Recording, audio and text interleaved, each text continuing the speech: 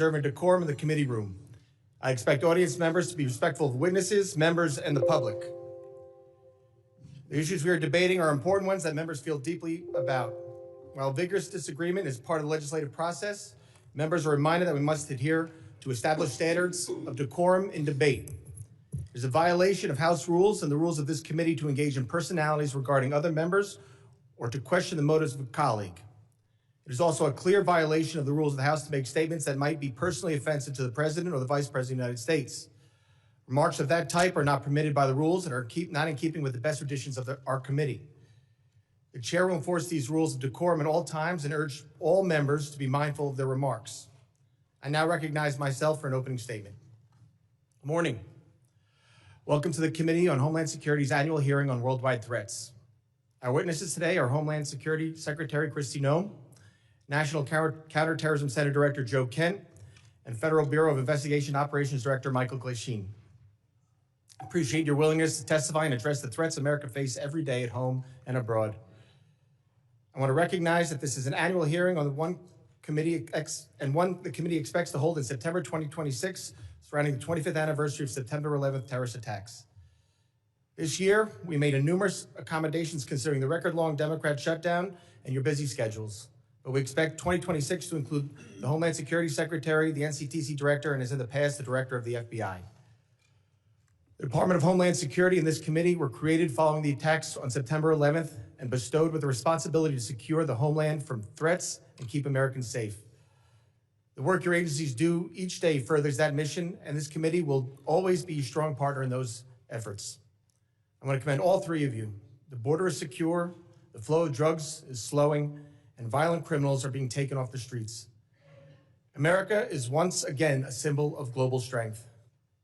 However, I'm sure you'll agree it is not time to take a break. It is time for action. We cannot succeed in our collective Homeland Security mission without working together, collaborating, and striving for better. The threats we face are persistent and ever-changing. The days of strictly kinetic strikes are over. The battlefield is not the same as it was on the Western Front in 1914, nor Pacific Theater in 1941, and not even the Middle East in 2000s.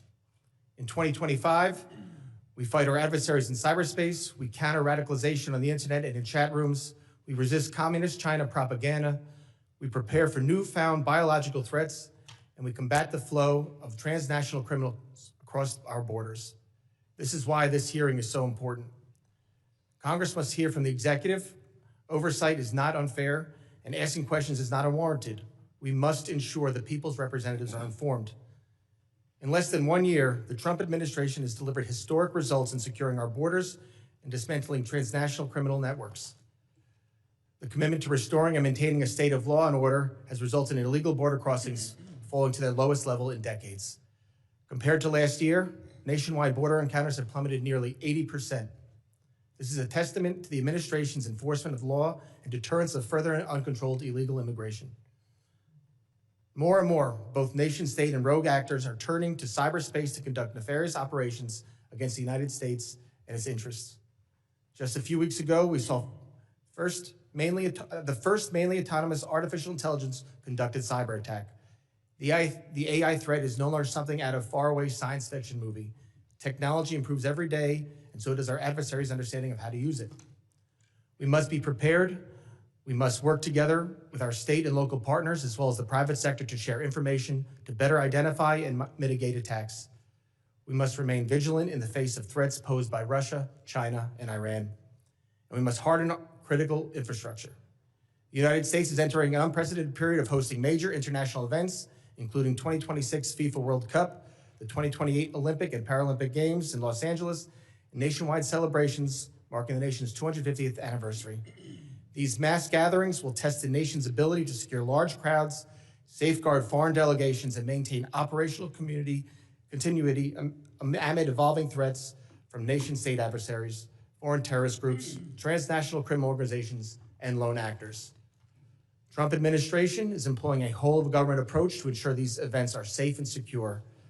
However, host cities and law enforcement shouldn't shoulder significant burdens in planning and resourcing. Persistent challenges include coordination shortfalls, intelligence sharing gaps, and jurisdictional limitations, particularly at ancillary venues such as athlete housing, training facilities, hotels, and fan zones.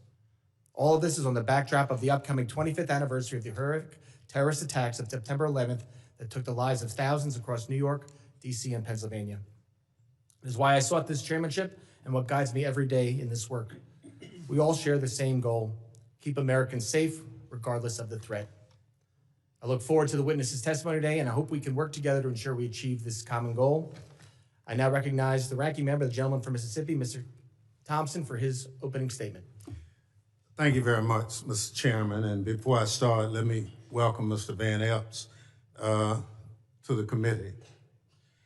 Mr. Chairman, thank you for getting the Secretary of Homeland Security and National Counterterrorism Center Director here today. Your predecessor couldn't seem to get that done, and I appreciate your commitment to holding this hearing.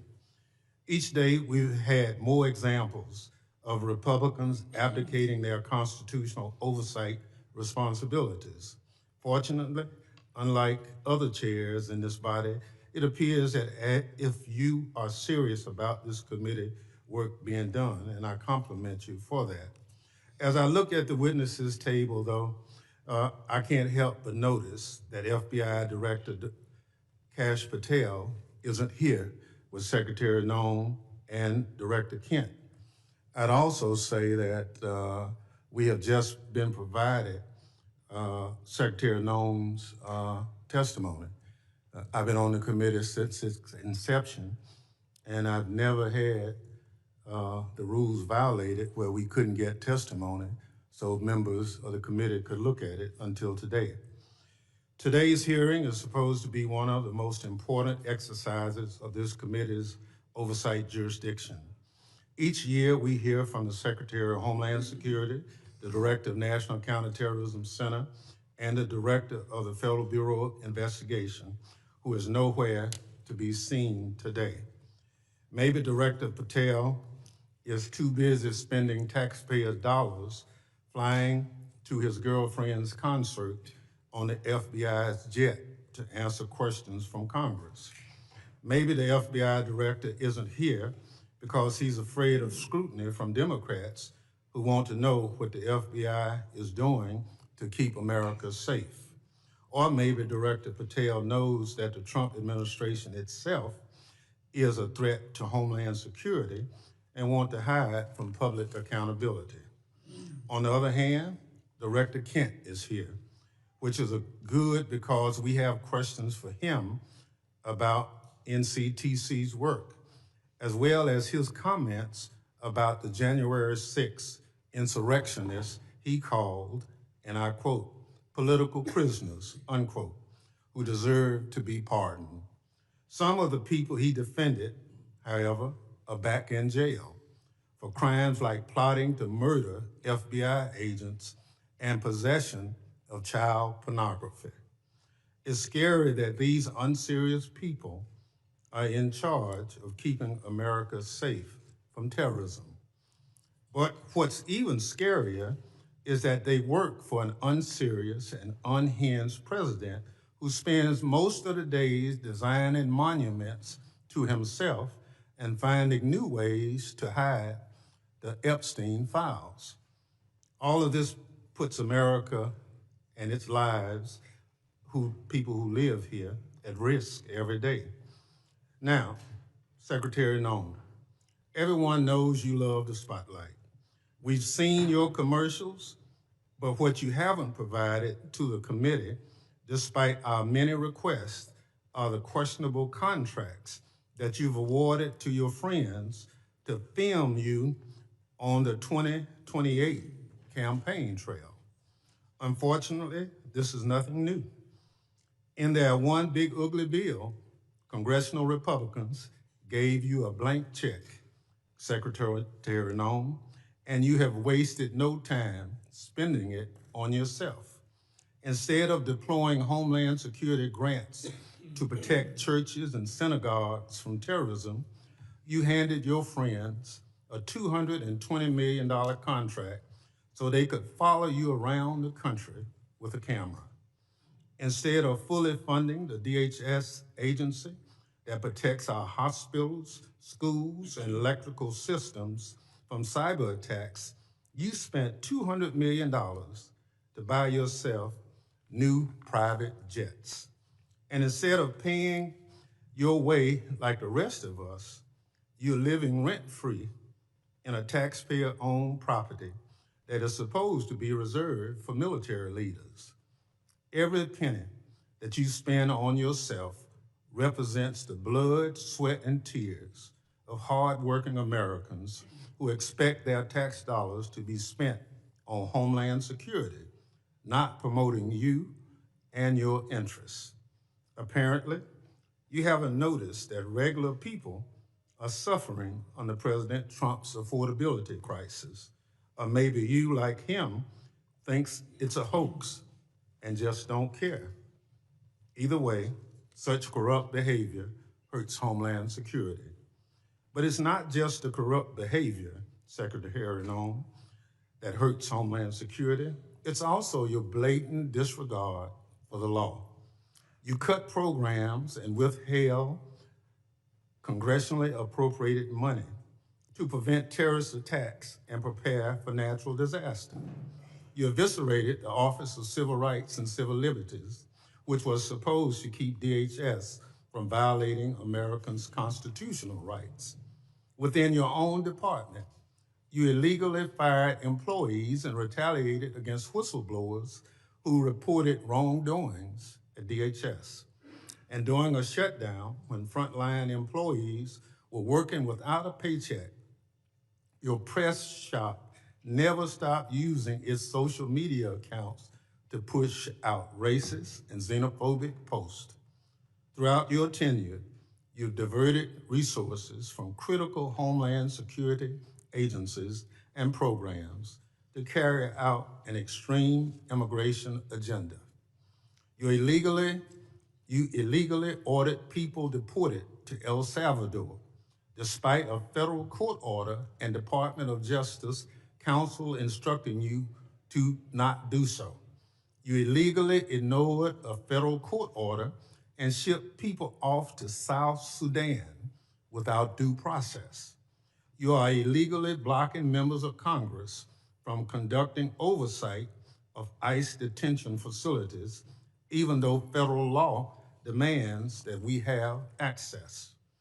In the process of carrying out this extreme agenda, at your direction, DHS has terrorized, beaten, and detained hundreds, if not thousands, of American citizens. At your direction, DHS has illegally detained and deported American citizens, including U.S. citizen children with cancer. At your direction, DHS has illegally gassed, pepper sprayed, and put their knees on the necks of Americans, including military veterans and clergy. At your direction, DHS has illegally tackled, beat up, and humiliated United States citizens, including senior citizens. At your direction, DHS has illegally tased, maced, punched, and even shot Americans. Black and brown Americans in particular have been racially profiled, detained, and locked up, and sometimes with tragic consequences. It's just one awful incident. A pregnant U.S. citizen was reportedly thrown to the ground, kicked and left in handcuffs for hours after immigration officers did not believe that she was an American. She later lost a baby. You cannot enforce the law by breaking the law, Secretary Noem. That's not how justice works. It's not right, and it's un-American. And when Congress tries to carry out its constitutional oversight responsibilities, to question you about your department actions, you hide, often with the help of congressional Republicans. Never in the history of the committee has a Secretary of Homeland Security hidden from congressional oversight like you and your department have, Secretary Noem. Our oversight letters to you go unanswered. You owe us by extending the millions of Americans who sent us to Congress as their representatives a response to over a dozen letters. Your predecessor came before this committee regularly under administrations of both parties, but under President Trump, you and other department officials have rarely shown their faces at committee hearings. In the first year of President Biden's term, his administration made 28 appearances before this committee. 28. Under President Trump, DHS officials have appeared only 3 hearings before this committee, just 3. You, Secretary Noem, have appeared before this committee just twice. That's fewer appearances than your predecessor, Secretary Alejandro Mayorkas, who Republicans lambasted for not coming before the committee more often. It's interesting how my colleagues on the other side are now. Secretary Noem, I'll give you one thing. You showed up today rather than throwing a civil servant under the bus like Director Patel did. But you have systematically dismantled the Department of Homeland Security, put your own interests above the department, and violated the law. You are making America less safe. So rather than sitting here and wasting your time and ours with more corruption, lies, and lawlessness, I call on you to resign. Do a real service to the country and just resign. That is, if President Trump doesn't fire you first. I yield back. Gentleman yields back. Other members of the committee are reminded that opening statements may be submitted for the record. I'm pleased to have a highly distinguished panel of witnesses before us today. Pursuant to Committee Rule 8C, I ask that the witnesses please rise and raise their right hand. Do you solemnly swear that testimony you will give before the Committee on Homeland Security of the United States House of Representatives will be the truth, the whole truth, and nothing but the truth, so help you God? Thank you. Please be seated. Let the record reflect that the witnesses have all answered in the affirmative. I would like to now formally introduce our witnesses. First is Ms. Kristi Noem. She is the Secretary of the Department of Homeland Security. Secretary Noem previously served as Governor of South Dakota and was a member of this distinguished House. Second is Mr. Joe Kent. He currently serves as Director of National Counterterrorism Center with Office of Director of National Intelligence. Mr. Kent served in the U.S. Army, completing 11 combat tours and a stint with the Central Intelligence Agency. Third is Mr. Michael Glasheen. He's Operations Director for the National Security Branch of the Federal Bureau of Investigation. Mr. Glasheen has served in national security for more than 2 decades, including as Director of FBI's Terrorist Screening Center and Assistant Director to the National Security Branch. Prior to joining the Bureau, Mr. Glasheen served in the U.S. Marine Corps. I thank all the witnesses for being here today. I now recognize Secretary Noem for 5 minutes to summarize her opening statement. Thank you, Mr. Chairman, and thank you, Ranking Member, for holding this hearing today and inviting me to be a part of it. I'm looking forward to discussing the worldwide threats that this country faces and the work that President Trump and his administration does each and every day to make America safe again. I'm very privileged and honored today to have my family with me. I'd like to introduce them to you. Disruptions of congressional business is a violation of law, is a criminal offense under federal law. Audience members are advised to take their seats and maintain order. The chairman may now ask Capitol Police to remove and arrest the persons creating the disturbance.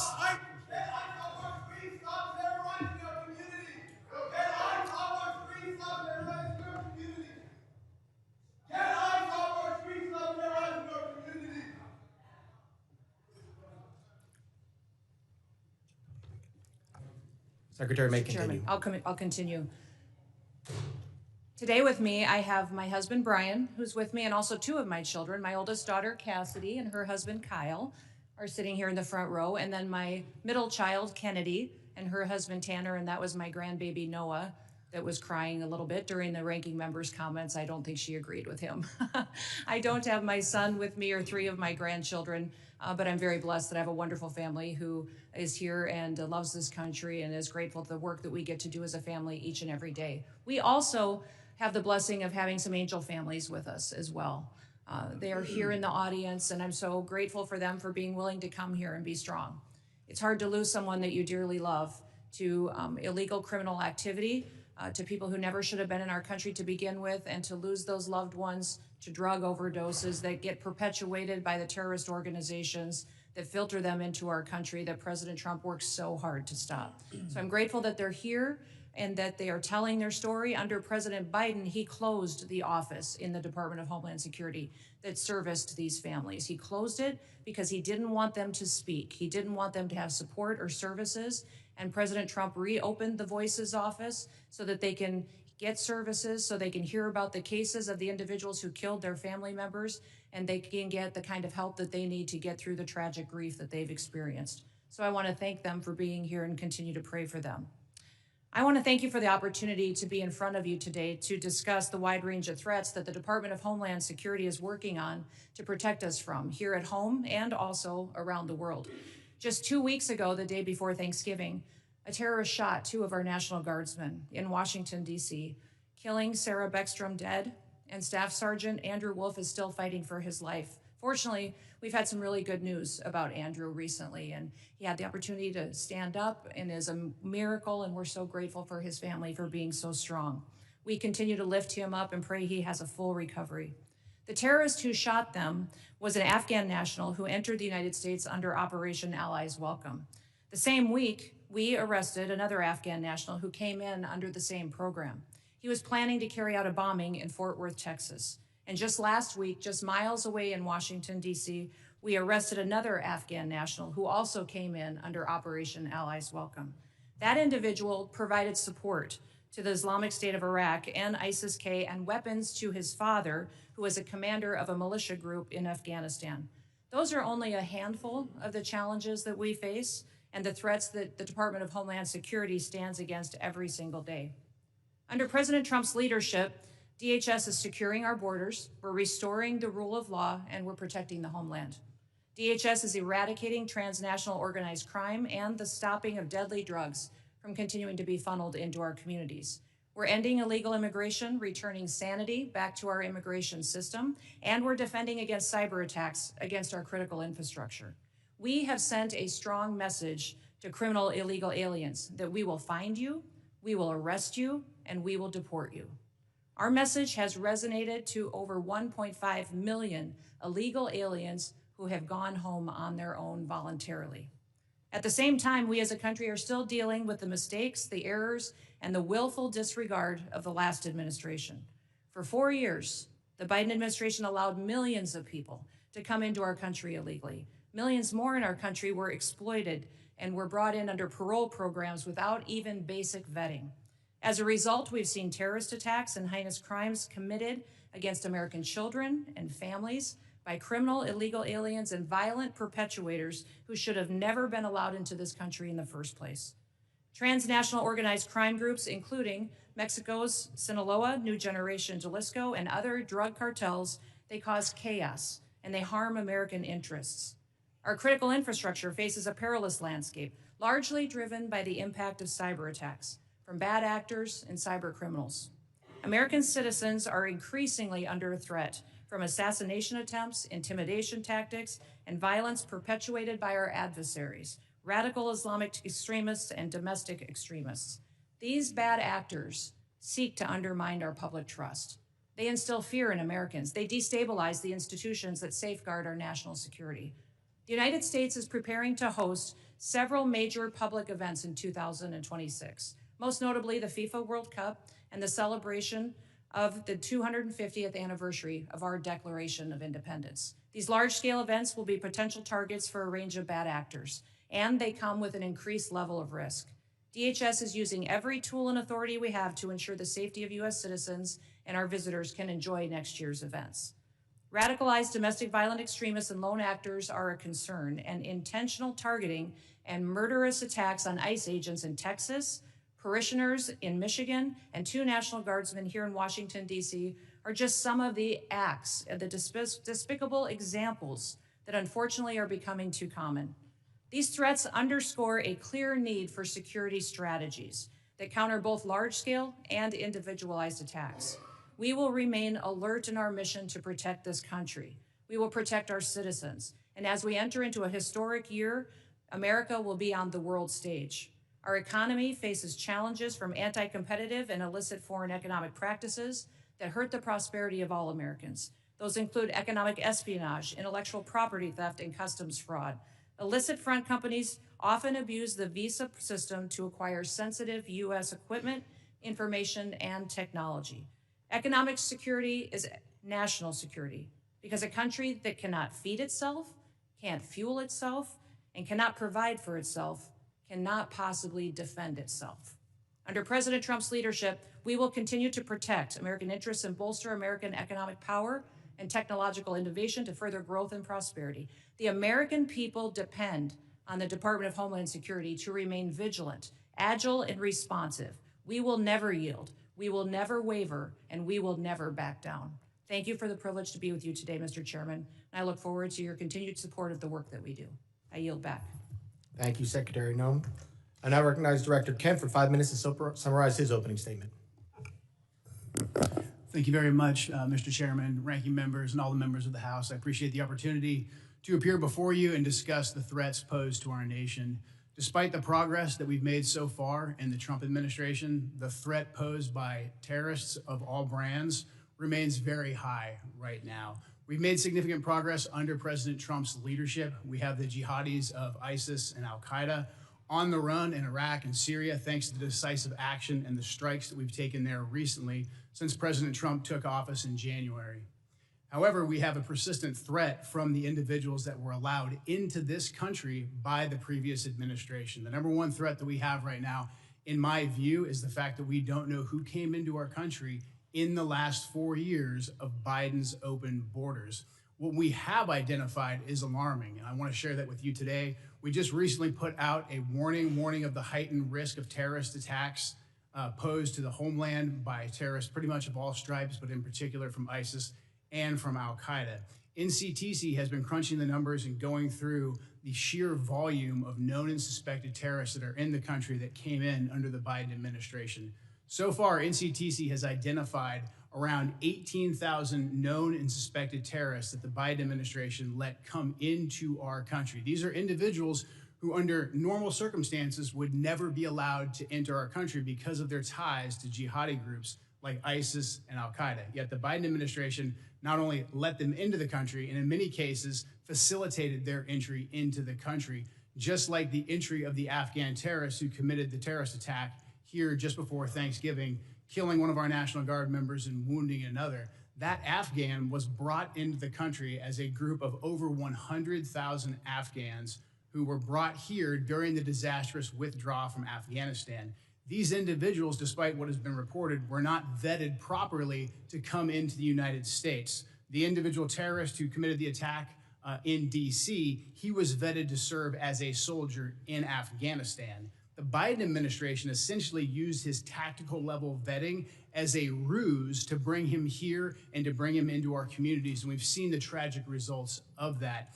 Now, that Afghan, that attacker, that terrorist is just one of 88,000. We've identified 2,000 of that group of 88,000 who have ties to terrorist organizations. We're working right now hand in hand with DHS and with the FBI to run down this 2,000, the Afghans who came here under Allies Welcome who have ties to terrorist organizations, and additionally the other 16,000 individuals with ties to terrorist organizations that Biden let into our country. That is probably the top terrorist threat that we face right now, and that doesn't include the individuals who came here illegally through the open border. That number, alarmingly, remains unknown at this time. We're trying to figure out who those individuals are as well. Also adding to this elevated threat, we have ISIS and Al-Qaeda that have found sanctuary in places like Afghanistan and Syria due to the transitional nature of those governments, and also again in Iraq and some of the hinterlands of Iraq. And these terrorists are able to communicate and spread their propaganda and a lot of their know-how thanks to the proliferation of encrypted apps and also due to just the internet writ large. The new terrorist tactic that we're seeing more and more is moving away from very deliberate cellular attacks that we can infiltrate easily while they communicate into an inspirational methodology where you have key members putting out media and putting out how-to guides to reach out and to touch individuals inside the United States. We recently disrupted one of those attacks just before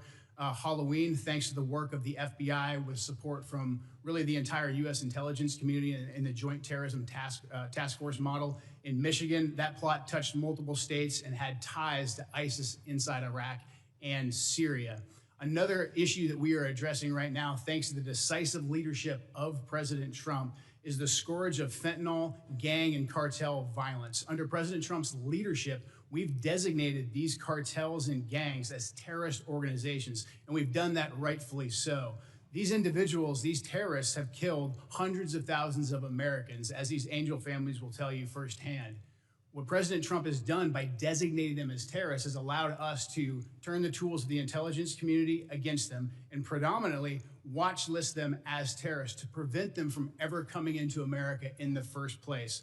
To date, we've added about 35,000 of these narco-terrorists to our terrorist watch list, and we've stopped just around 6,000 of these terrorists from ever entering our country, from setting foot inside of America, so they can no longer kill Americans with impunity. These are just some of the issues that we're covering 24/7, 365 at the National Counterterrorism Center, and I look forward to discussing more with you all today. Thank you. Thank you, Director Kent. And now recognize Director Glasheen for 5 minutes to summarize his opening statement. Good morning, Chairman Garbarino, Ranking Member Thompson, and members of the committee.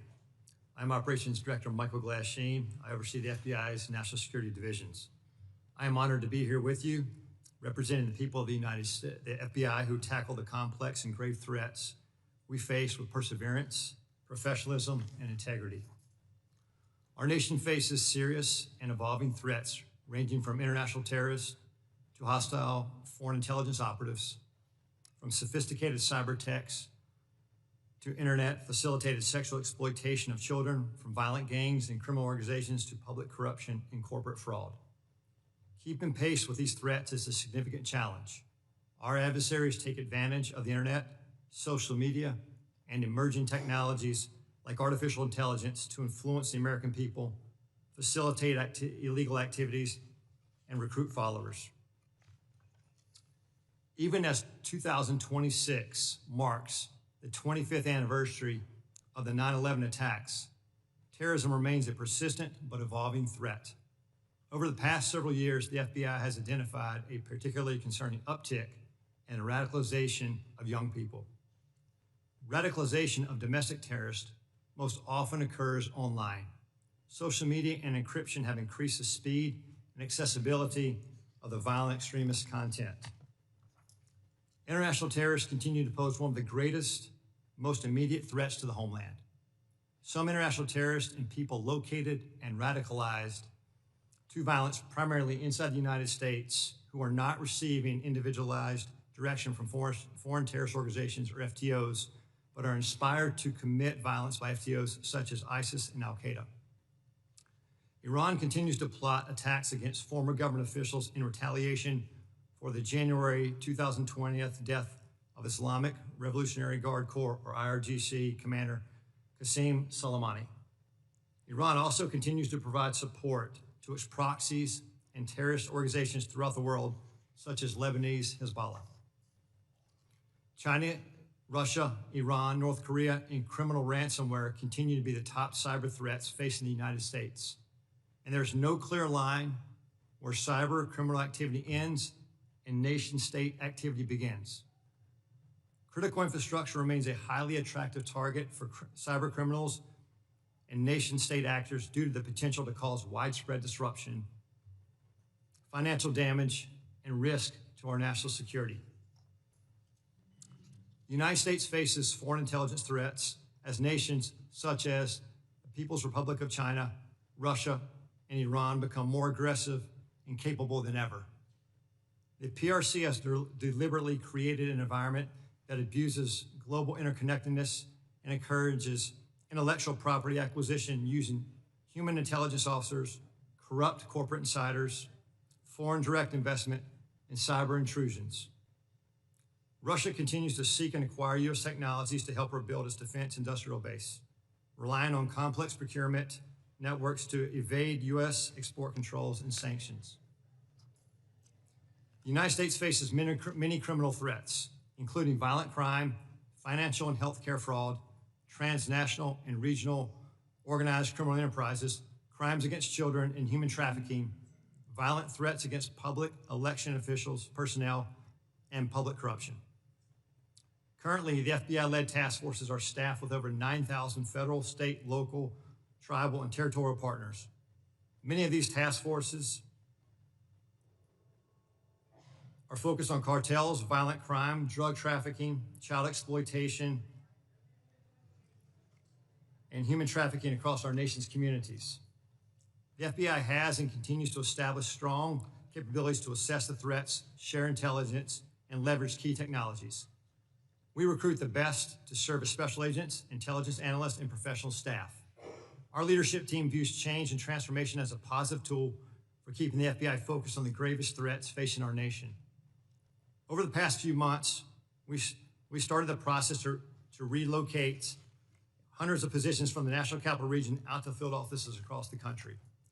This enhancement to field resources increases our investigative capacity across our 56 field offices and enhances the FBI's commitment to addressing violent crime, gangs, drugs, counterintelligence, and terrorism threats. Our fellow citizens look to us to protect the homeland from these threats. And every day, the men and women of the FBI continue to meet and exceed these expectations. I'm proud to represent them in testimony today, and I welcome your questions. Thank you, Director Glasheen. My understanding is a witness may have to leave early today. While I want to be clear, the committee did not agree to a hard stop. All witnesses are here voluntarily and are free to go. If a witness does leave, the hearing will continue with the remaining witnesses. Members will be recognized by order of seniority for their 5 minutes of question. We want to get through as many members as possible. So even though I have been lenient before with the 5 minutes, I'm directing members and witnesses that we're going to strictly enforce the 5-minute rule today. I now recognize myself for 5 minutes of questions. Secretary Noem, I appreciate you being here today, and you've been on the job less than a year, and this is the second time appearing before the committee, which I think is the norm, and I do really appreciate you being here. And I know you have a very important job to do. You oversee a lot of different sub-agencies, so I know you can't always be here in person. And with that, as a committee, we still want to work with the administration and conduct our oversight. So I'm asking you if you can commit to making sure that in the future, if we want to have a hearing, you'll be able to supply maybe a deputy secretary or somebody to come specifically talk about that. Yes, Mr. Chairman. I really appreciate that communication, and I think collaboration between the administration and Congress is key. Secretary Noem, I also wanted to ask you, in September, the department under FEMA proposed new allocations for counterterrorism grant funding, which cut dollars to New York by 80% because of a new formula. Considering New York is consistently a top terror target, this was surprising. We're grateful President Trump restored this grant funding. And pursuant to the present direction, has the department increased the allocation to New York?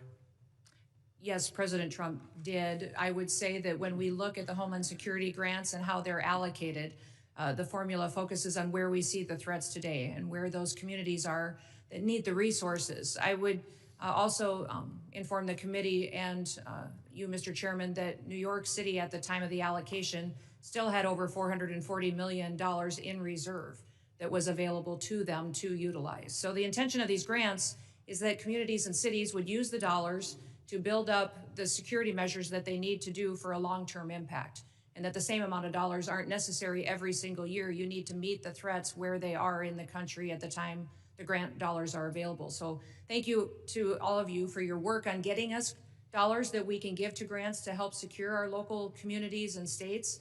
But when we're looking at cities that have hundreds of millions of dollars in reserves, we recognize that giving them hundreds of dollars of millions more may not be appropriate considering all of the threats that we have. But President Trump has sent more resources to New York City. We'll continue to meet the threats head on because that is our mission, is to make sure that we're looking at every single threat that we have. The formula that we have considered and have put in place recognizes what came over the border, where we see the infiltration going, which communities are impacted, and what we need to do to harden our systems. I appreciate that, Secretary, and I appreciate the work you're doing with the president. I appreciate his decision to send that increased money to New York. I have a question. Since this is about worldwide threats, can you discuss what DHS's most significant concerns are today for the country? I would say, Mr. Chairman, what keeps me up at night is that we don't necessarily know all of the people that are in this country, who they are and what their intentions are. We think up to 15 to 20 million people came in under the Biden administration on the invasion over the southern border. They were not vetted. They were allowed to pour in. Our parole programs, our asylum programs, our visa programs were all exploited, and the integrity was demolished under Joe Biden and the leadership of the Department of Homeland Security. And frankly, the entire department was neglected. In fact, I believe the Secretary was told at times not to do certain things by the Biden administration to facilitate this invasion. So what keeps me up at night is the individuals that are in this country that wish to do us harm. And that is why we are so aggressive at making sure that we're going out and doing investigative work, finding those violent criminals, finding those people who shouldn't be in this country to begin with, and those that want to go after and to harm our American citizens. Thank you, Secretary. Director Glasheen, as you heard and as you said, during the next few years, the United States will host more major events than ever before. This brings up obvious security concerns, including counter drones, which we just passed into authorities in the NDA yesterday. How is the FBI preparing for counter drone threats during mass gathering events? Chairman, thank you for that question. Counter UAS, the passage of the legislation yesterday is a game changer for us. How we're preparing for that going forward, we just stood up a counter UAS school down in Huntsville, Alabama, where we will train federal officials, state locals, as well to assist with that preparation and implementation of using counter UAS technology. Prior to this passage, it was only the FBI and or DHS that could provide that assistance. Now that this passage of authority, it will allow us to have a greater handling of the threat to a mass event. Thank you very much. I yield back. I now recognize the ranking member for 5 minutes of questions. Thank you very much, Mr. Chairman. Mr. Glasstein, will you tell me the organizations that pose on the domestic side, two of the organizations, number one, number two, threat to the homeland at this point? Can you please clarify, like organizations? Any domestic terrorist organization that poses a threat to the homeland as we speak? I'd say the first one, President Trump had just announced executive order domestic terrorist organization, Antifa. That's our primary concern right now. All right, that's what President Trump did. What does the FBI say? We share the same view. When you look at the data right now, you look at the domestic terrorist threat that we're facing, right now, what I see from my position is that's the most immediate violent threat that we're facing on the domestic side. So where is Antifa headquartered? What we're doing right now with the organization. Where in the United States does Antifa exist? Yeah. If it's a terrorist organization and you've identified it as number one. We are building out the infrastructure right now. So what does that mean? We're trying to get the information. You say Antifa is a terrorist organization. Tell us as a committee, how did you come to that? Where do they exist? How many members do they have in the United States as of right now? Well, that's very fluid. It's ongoing for us to understand that. The same, no different than Al-Qaeda and ISIS. No, I don't want you. I'll ask one question, sir. I just want you to tell us. If you said Antifa is the number one domestic terrorist organization operating in the United States, I just need to know where they are, how many people. I don't want a name. I don't want anything like that. Just how many people have you identified with the FBI that Antifa is made of. Well, the investigations are active. So you wouldn't come to this committee and say something you can't prove, I know. I know you wouldn't do that. But you did. Madam Secretary, you and the gentleman from NCTC referenced the unfortunate accident that occurred with the National Guardsman being killed. You think that was an unfortunate accident? I mean, It was a terrorist attack. wait. Look, I'll get it straight. Then you can He shot our respond. National Guardsman in the head. Look, Mr. Chairman, will you direct the witness to allow me to ask my question? It was an unfortunate situation, but you blamed it solely on Joe Biden. I want you to know who approved the asylum application for this same person. Mr. Thompson, this individual that came into the country. No, I want to know who approved. Congressman Thompson, I want you to understand. No. When this individual came into the country, he came under I'm not going to let you. evacuation of Afghanistan under Operation Allies Welcome, was thoroughly vetted by the Biden administration at that point in time, allowed into our country, and then was never followed up. I want to remind everybody in Congress. Reclaim my time. We follow the law. And every asylum is supposed to have a check-in every single year, and the Biden administration failed to do that.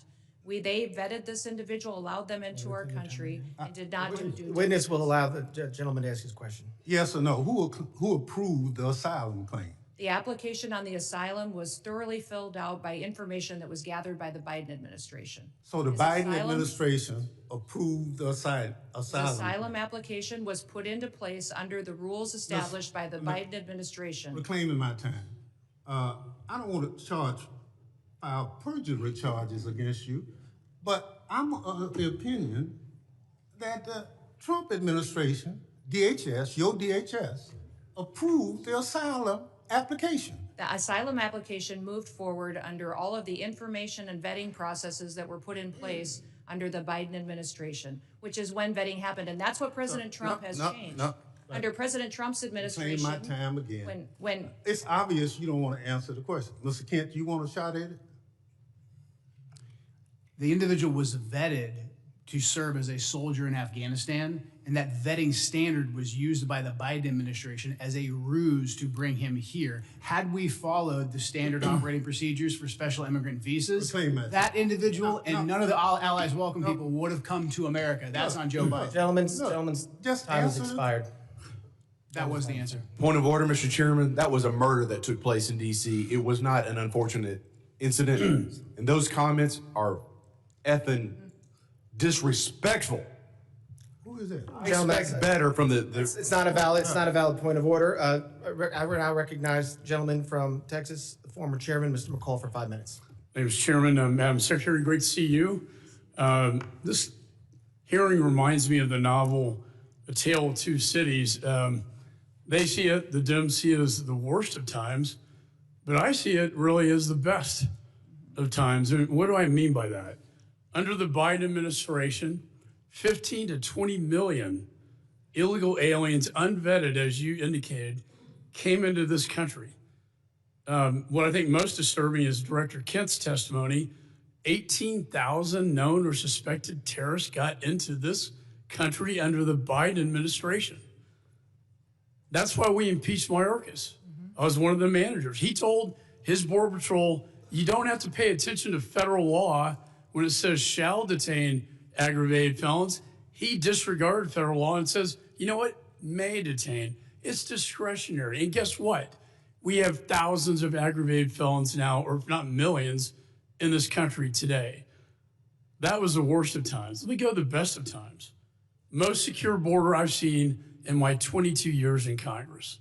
And I've dealt with this for a long time. Coming from Texas, being chairman of this committee, the daily crossings are 95% down from the prior administration. That's the best of times. Zero catch and release. My very first bill in Congress 22 years ago was to end catch and release. 22 years later, we finally have achieved that goal. That, Madam Secretary, is the best of times, an all-time record low. America is safer today.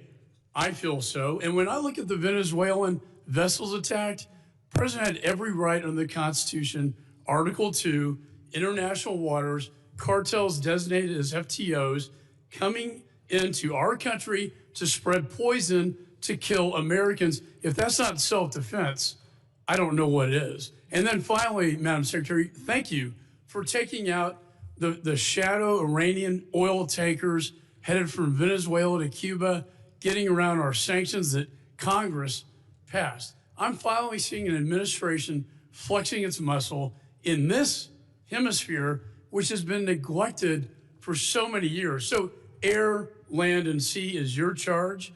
It's the military's charge as well. I see the land secure. I see the maritime borders getting more secure, and I applaud you for that. On the air secure piece, I chair the Special Events Task Force. That's FIFA, the Olympics, the 250th anniversary. Drones are the biggest threat as I see it. I see it in Ukraine in its conflict with Russia, and I see it across our border, and I see it at these events. If you could update me, and with the new NDA authorization to allow federal, state, and locals to work together to identify hostile adversary drones and take them down, can you tell me how that will impact your ability, Madam Secretary, to better secure these special events? Yes, thank you, Congressman McCall, and thank you for your leadership. I understand you're retiring, and I'm sad about that. You've been a statesman. Thank you for serving with such dignity. Thank you. The counter drone and drone technology that is out there today, frankly, our authorities haven't kept up with. And so thank you for that legislation. Thank you for giving us the opportunity to truly defend the homeland. Here at the Department of Homeland Security, we are going to be investing upwards to $1.5 billion into drone technology and counter drone technology and mitigation measures that we can deploy not just across different NSC events or large scale events that we're responsible for the security on, but also that we can use to partner with cities and states for celebrations and different things that they may hold as well. So we have the responsibility at the Department of Homeland Security for FIFA and the 11 cities that will be hosting the matches here in the United States, also the Olympics, the America 250 celebrations, also other national security events that happen, such as Mardi Gras and other events that are going on throughout the country. So this program that we will have will not only work within the events that the department is responsible for, but we will be able to sign agreements with states and cities to provide measures that they don't currently have. And we're working with the FAA as well to get what we need to be able to operate. And we don't want just to detect. We don't want to just monitor. We need to mitigate. We need to take these drones down. We need If to I could add, my time's going to expire. There is so much technology out there today, counter drone technology, that I've been working to get into Ukraine to protect them from Russian drones that we can deploy at these events. I'd love to visit with you on that at a later date. And thank you for your service. Yeah, thank you. Gentleman's time's expired. I now recognize the gentleman from California, Mr. Correa, for 5 minutes of questions. Thank you, Mr. Chairman. And I agree with my colleague from Texas. It is a tale of two cities. Secretary Noem, Trump administration, you're going after the worst of the worst criminals, and we agree with you. The problem is 70% of the people you've arrested have no criminal record. You're going after non-criminal immigrants, U.S. citizens, and permanent legal residents. Donna Hughes Brown, Irish citizen, green card holder, 48 years in the United States. She also happens to be the mother of a U.S. Marine, sister to a retired Army colonel. She's in ICE detention since July. She tried to come back from Ireland, arrested, has been there since then. Her crime? She wrote 2 bad checks for less than $80 a decade ago. You arrested her, she's in custody. Her husband, Jim Brown, came to us and told us her story. Jim told us, I voted for President Trump because he promised to go after criminals in our community and not people like my wife. If I can, I'd like to play a video for you.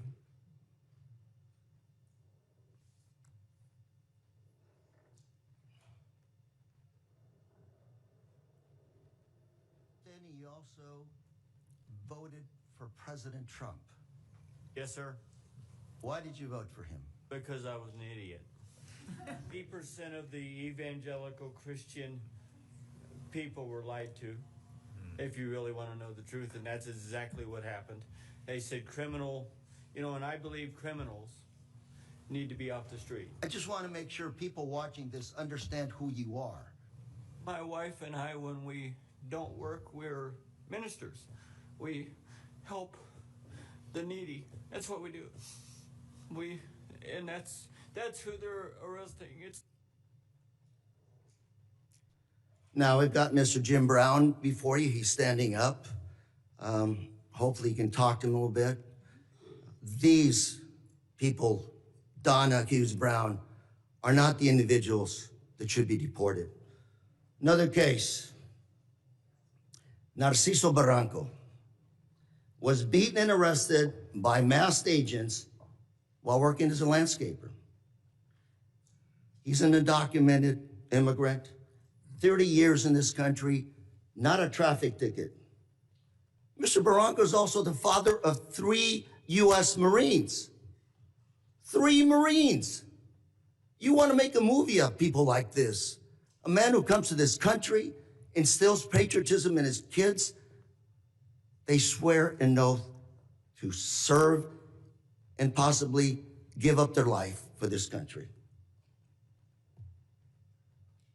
We'll play a video on this as well, please.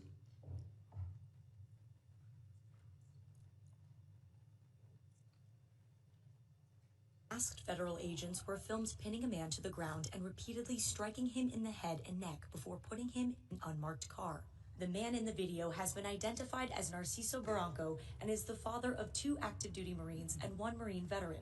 The Department of Homeland Security said an illegal alien was arrested by Border Patrol agents after he, quote, assaulted federal law enforcement, adding that Barranco, quote, swung a weed whacker directly at an agent's face. Video shared by DHS and reviewed by CNN shows Barranco running with a weed whacker, but does not show him striking officers. I also have with us today Alex Barranco behind you, a retired Marine. That's his father. And Alex, on behalf of myself, members here, I want to thank you for your service to our country, and we also thank your brothers for serving our great country. Thank you very much. Got another case, George Rete, 25-year-old, native of California, my home state. He's a U.S. citizen, Army veteran who served in Iraq. Well, on his way to work, he came to an immigration checkpoint. Pulled over.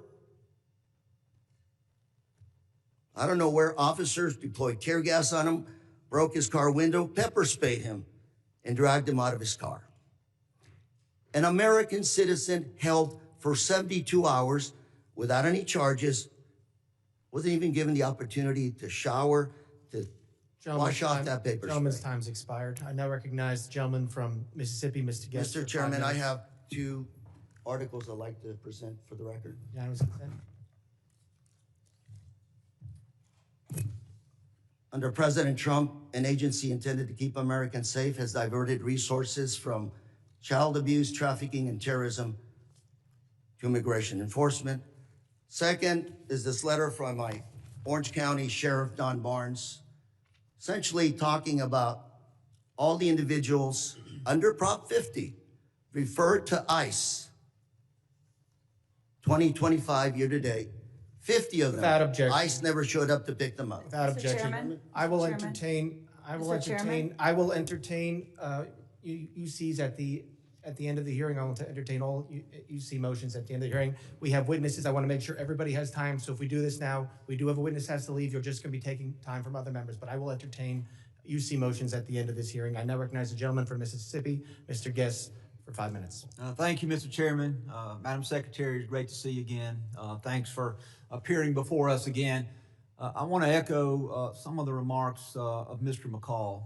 I want to first thank you. I want to thank the men and women who serve under your command for the incredible job that you have done over the last 12 months. we have seen that you are active in enforcing the rule of law. We have seen a border that is as secure in our lifetime as we have ever seen. You mentioned in your opening statement over the last 4 years, we saw somewhere between 15 to 20 million illegal immigrants enter the country. Just looking at monthly statistical data, we know that under the Biden-Harris administration that in December of 2024, that there were over 300,000 illegal immigrants who were encountered along the southern border in that month alone. Recent statistics by the Department of Homeland Security for October, the most recent statistics we have, show that the number of border encounters for October of this year under your leadership have dropped to 11,000, a decrease of over 95%. And so I want to thank you for that. I want to thank you for the work that your men and women have done to protect our borders from illegal narcotics entering the country. We saw a press release the Coast Guard sent out this week regarding Operation Pacific Viper. And they mentioned a specific seizure that occurred on December the 2nd by the Coast Guard cutter Monroe, in which in a single incident of interdiction that the Coast Guard had the largest maritime interdiction seizure in almost 20 years, seizing 20,000 pounds of cocaine in an individual seizure. So I thank you for your aggressive actions in enforcing the law and for the incredible work that you and the men and women under your command are doing. I want to talk about, as we talk about threats, I want to talk about threats against law enforcement. Last week, this committee, we had a hearing. The hearing was entitled When Badges Become Targets. And during that hearing, we talked about the threats to law enforcement, specifically federal law enforcement. And even specifically within federal law enforcement, the threats toward ICE agents, the threats toward you and other members of leadership within DHS. We know that those threats and those incidents of physical attack have escalated dramatically, in some cases over 1,000%. And part of the driving force, I believe, behind those threats is what I refer to as rhetoric against law enforcement. And I brought this up last week, and I want to bring this up again with you and give you a chance to briefly address this. These are just roughly 10 of the statements that I was able to easily find online by elected officials, governors, mayors, in many cases members of Congress, where they were spewing what I believe to be very harmful statements toward law enforcement. Governor Pritzker claimed that ICE is grabbing people off the street and disappearing them, that our country is becoming Nazi Germany. Representative Crockett compared ICE to slave patrols. Representative Garcia referred to ICE as thugs. Representative Ramirez attacked ICE as a terror force, later a terrorist organization, and then later in the hearing said, let me be clear, the Department of Homeland Security, you can quote me on that, is the single biggest threat to public safety right now. Representative Tlaib said ICE is terrorizing our community, turning our country into a fascist police state. Representative Jayapal called ICE agents deranged and said it's inspiring to obstruct immigration enforcement. Governor Walz smeared ICE agents as modern-day Gestapo. Chicago Mayor Johnson accused ICE of being secret police and terrorizing our community. Representative Lynch referred to ICE agents as the Gestapo and nondescript thugs. And Representative Frost compared ICE operations to some of the worst horrors and crimes against humanity in history. And so, Secretary Noem, I'd like to give you a few moments to, one, address these statements and to speak to how these statements place the safety of our men and women of law enforcement at risk. Thank you, Congressman Guest. I appreciate you giving me the chance to talk about this because I think the words that these elected officials have used to describe our law enforcement officers are horrific, shocking, and unacceptable. Every single American citizen should find the words that they have used to describe these men and women that took an oath to keep us safe unacceptable and needs to be pointed out that we are seeing the consequences of those words every single day by the violent attacks. 1,000% increase in violent attacks, 8,000% in death threats. Gentleman's time expired. I now recognize the gentleman from Michigan, Mr. Tanadar, for 5 minutes of question. Please remember to stick to the 5 minutes. Thank you, Chairman Garbarino and Ranking Member Thompson for having this hearing today. I know the American people have been demanding answers from this administration on their unlawful actions, so I hope we are able to get some useful answers from our witnesses today. Secretary Noem, this past May, I asked you during a congressional hearing if it was the policy of DHS to follow orders issued by federal courts. You said on the record, and I'm quoting here, "We are following all federal orders." End of my quote, end of your quote. Secretary Noem, you lied to me under oath that day. You lied to the American people, and you have betrayed the trust placed upon you in your role as Secretary of Homeland Security. You defied federal court orders when you refused to order the deportation flights to El Salvador in March to turn around. Federal courts have also found your department to have violated federal injunctions in your continue to send non-citizens on deportation flights, with some courts having called your orders unlawful. Secretary Noem, I just have 3 questions for you. 1, why did you lie under oath by saying DHS was following all federal court orders when they clearly were not?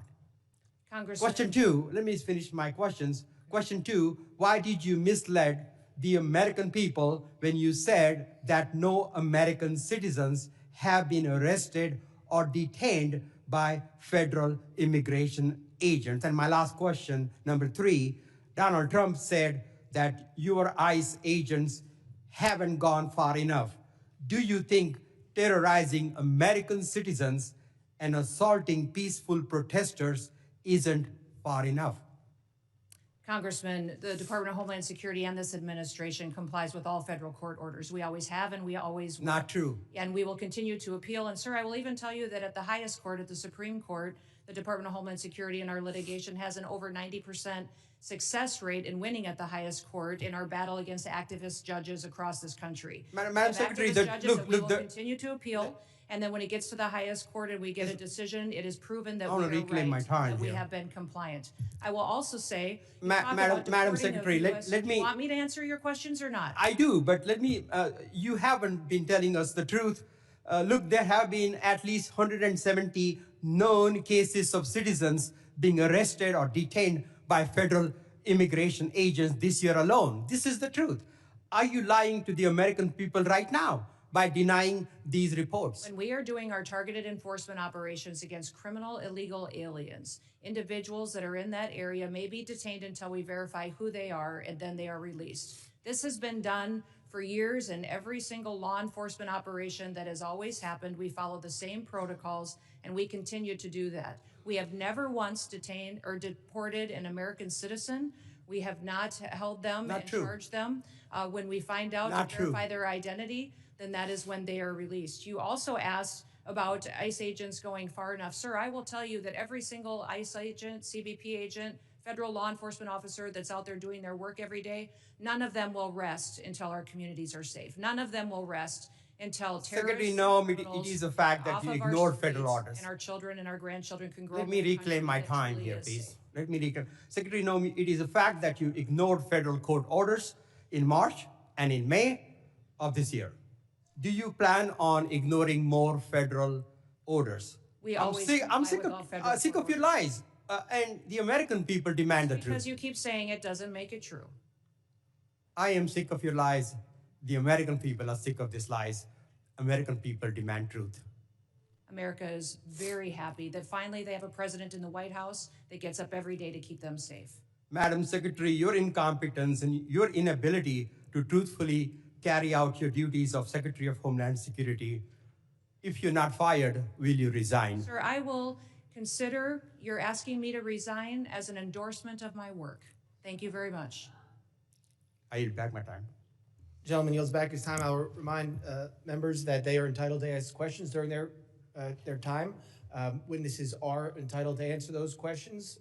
Members are entitled to reclaim their time. So let's If we're going to have questions and answers, please allow it. You can reclaim your time if you want, but witnesses are here voluntarily. Please at least give them a chance to answer the questions that you're asking. I now recognize the gentleman from Texas, Mr. Pfluger, for 5 minutes of questions. Thank you, Mr. Chairman, and it's unfortunate that our colleagues on the other side of the aisle for 5 straight years now have no concern for anything worldwide threats-wise, and I have proven that. We're supposed to be talking about worldwide threats, but unfortunately we're talking about homeland threats in our homeland. And Director, can you just reaffirm the number for us of people that match the terror watch list that are in our country? There's 18,000 known and suspected terrorists in the country right now that came in under Joe Biden's watch. 18,000. 18,000. It's unbelievable. It's unbelievable. And that's just what we know of, Congressman. Secretary, despite even members on this committee that have called our law enforcement and ICE and DHS and Border Patrol and other agents names and slandered them, I support you and I support what you're doing to secure the homeland. The Working Families Tax Act allocated $13.5 billion to the Department of Homeland Security and the Department of Justice to reimburse states for the cost of the Biden-Harris administration's open border policies. No state suffered more than Texas. Fentanyl, drug and human trafficking, violent crime, stress on local emergency response services caused substantial damage to my district, to our state, to my constituents, to people that live and work in Texas. And in response, our state launched Operation Lone Star to secure the border when the Biden administration abdicated their responsibility to do that. We built miles of border wall, we had other barriers, we deployed state troopers, National Guard to deter the invasion that we suffered during this time period, which cost our state over $11 billion. And so as part of this Working Families Tax Act, we allocated $13.5 billion to reimburse those states. Last month, along with our senators, I led the Republican Texas delegation in sending a letter to you and Attorney General Bondi highlighting this and requesting that the state of Texas be fully reimbursed. And I wanted to get a status on that reimbursement today. Yes, thank you. And we still to this day remain incredibly grateful to the state of Texas for their leadership during that time. That was challenging times, devastating times for what we saw happening down there. And Texas stepped up in a way that was absolutely incredible. So yes, those dollars are being formulated and allocated. If you remember, many states deployed their National Guard down there. I was governor of South Dakota at that time, and my National Guard was deployed down there as well. So reconciling the costs for every single state and looking at that allocation, we're making sure we're doing due diligence to make sure that it's appropriated correctly. And just to be clear, I want to make sure that that money does come in the form of the reimbursement to Texas. That's what we're working with the White House on doing, sir. Okay. Yeah. When it comes to what Director Kent talked about, these 18,000 people, can you give us an idea of who these people are, what type of threat they pose to us? We saw it wasn't some accident. This was an assassination and a murder. It was not an accident, despite my colleagues saying that it was an accident. It was a murder and an assassination of a National Guard hero. So what other types of threats are you tracking and preventing from happening? Yeah, I would say, sir, that we face the terrorists that we've faced for years in ISIS, Al-Qaeda, Hamas, individuals that are here that are radicalized, but also we face the cartels as they've infiltrated our country under the last administration, their proliferation of human trafficking, drugs, and violence, going after Tren de Aragua as well, MS-13. Those individuals are still a very real, clear danger every day on the streets, and we encounter them, arrest them, and deport them and bring them to justice each and every day. Beyond that, sir, you even have gangs in cities that are localized that are terrorist organizations. The Latin Kings in Chicago are absolutely terrorists to their communities, and we work every day to make sure that we're protecting those communities. So I could not prioritize one over another because they're all killers. They're all killers, and they all are destroying families each and every day. For both you and Director Kent, do terrorist organizations around the world, such as ISIS, Al-Qaeda, and others, still have an intent to attack America, to attack our homeland, to utilize every method? Absolutely. Our intelligence and our information that we deal with every single day is addressing those threats on our streets here in the United States. Director Kent, can you give us an idea of what those tactics, techniques, and procedures could be that we need to stay alert of? Honestly, the attacks of October 7th, the decentralized and just barbaric nature of that is the new terrorist playbook. They're not looking necessarily for a spectacular attack like we had on 9/11, but targets of opportunity like we tragically saw with the terrorist attack in Washington, D.C., these smaller cells or even individual operatives taking action. That's what has us very concerned, combined with just the sheer volume. My time has expired. Secretary, thank you for your commitment to reimburse taxes. I yield back. Gentleman's time's expired. I now recognize the gentleman from Rhode Island, Mr. Magaziner, for 5 minutes of questions. Madam Secretary, how many United States military veterans have you deported? Sir, we have not deported U.S. citizens or military veterans. I don't believe you served in the military. I haven't either, but I think you and I can agree that as Americans, we owe everything to those who have served our country in uniform, particularly those who have served in combat. Do you agree with that? Sir, I believe that people that are in this United States that are citizens have legal status here. Madam Secretary, we are joined on Zoom by a gentleman named Se-Jun Park. He is a United States Army combat veteran who was shot twice while serving our country in Panama in 1989. Like many veterans, he struggled with PTSD and substance abuse after his service. He was arrested in the 1990s for some minor drug offenses, nothing serious. He never hurt anyone besides himself, and he's been clean and sober for 14 years. He is a combat veteran, a Purple Heart recipient. He has sacrificed more for this country than most people ever have. Earlier this year, you deported him to Korea, a country he hasn't lived in since he was 7 years old. Will you join me in thanking Mr. Park for his service to our country? Sir, I'm grateful for every single person that has served our country and follows our laws. Can you please tell knows Mr. that our Park laws why are you important deported and him? Every one of them needs to be enforced. But you understand that many veterans struggle with PTSD, many veterans struggle with substance abuse challenges. This man took 2 bullets for our country. You have broad authority, by the way, as Secretary, to issue humanitarian parole, to do deferred action. Will you commit to at least looking at Mr. Park's case to see if you can help him find a pathway back to this country that he sacrificed so much for? I will absolutely look at his case, but I want you Thank to you. remember that Madam our Secretary, the programs man need to have behind you, integrity as please well. stand up, sir. His name is Jim Brown from Troy, Missouri. He is a Navy combat veteran who served our country in the Gulf War. He's married to a woman named Donna, who came to our country legally from Ireland when she was 11 years old. She has lived here for 48 years. Because of you, Jim's wife, Donna, has been in prison for the last 4 months. She did not come here illegally, and she has never committed any crime other than writing 2 bad checks totaling $80 10 years ago. She is currently in prison and facing deportation. Ms. Noem, will you thank Mr. Brown for his service to our country? Thank you, Mr. Brown, for your service to our Now, what possible explanation can there be for locking up his wife for 4 months when she has committed no crime other than writing a couple of bad checks for $80? Sir, it is not my prerogative, my latitude, or my job to pick and choose which laws in this country get enforced. You have and broad which ones discretion don't. as the Secretary. We need to follow You can issue the law parole, you and can do all enforce kinds the of things, laws. but you're choosing not to. Will you commit, again, to just reviewing Donna's case and reuniting this combat veteran with his beloved wife, who also loves this country? I will review the case. Now, Madam Secretary, you've already heard the story of Lance Corporal Alejandro Barranco, the United States Marine veteran who is behind you, who also has 2 brothers who are United States Marines. Will you thank Lance Corporal Barranco for his service? Thank you for your service. His father, Narcisco Barranco, is a landscaper in California who has lived peacefully in our country for 30 years and has no criminal record. Last spring, while he was mowing the lawn at an IHOP, ICE agents tackled him in the street and imprisoned him for weeks.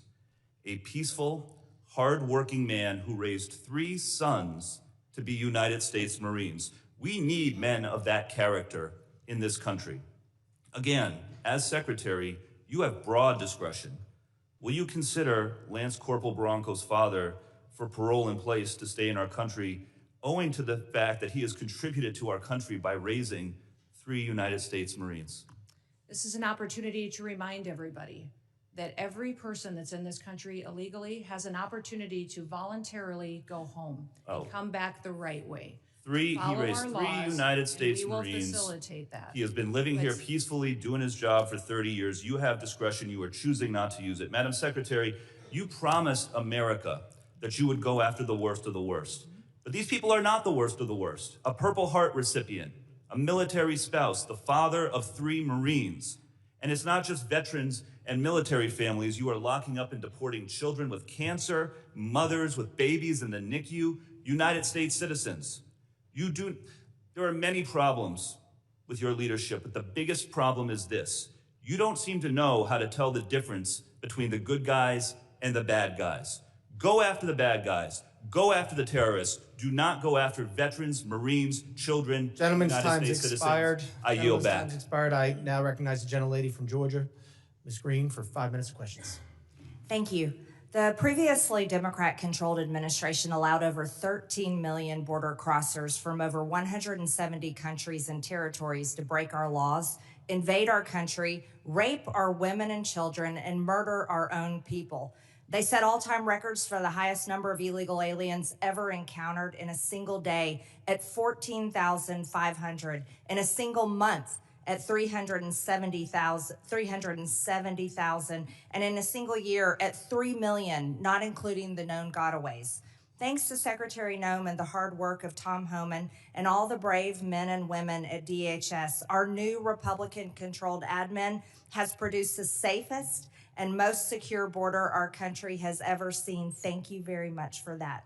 For the 7th consecutive month, U.S. Border Patrol released 0 illegal aliens into the United States. Daily average apprehensions at the southern border are 95% lower than the daily average under the last administration. 10 months under Trump has seen less apprehensions than 1 month under Biden.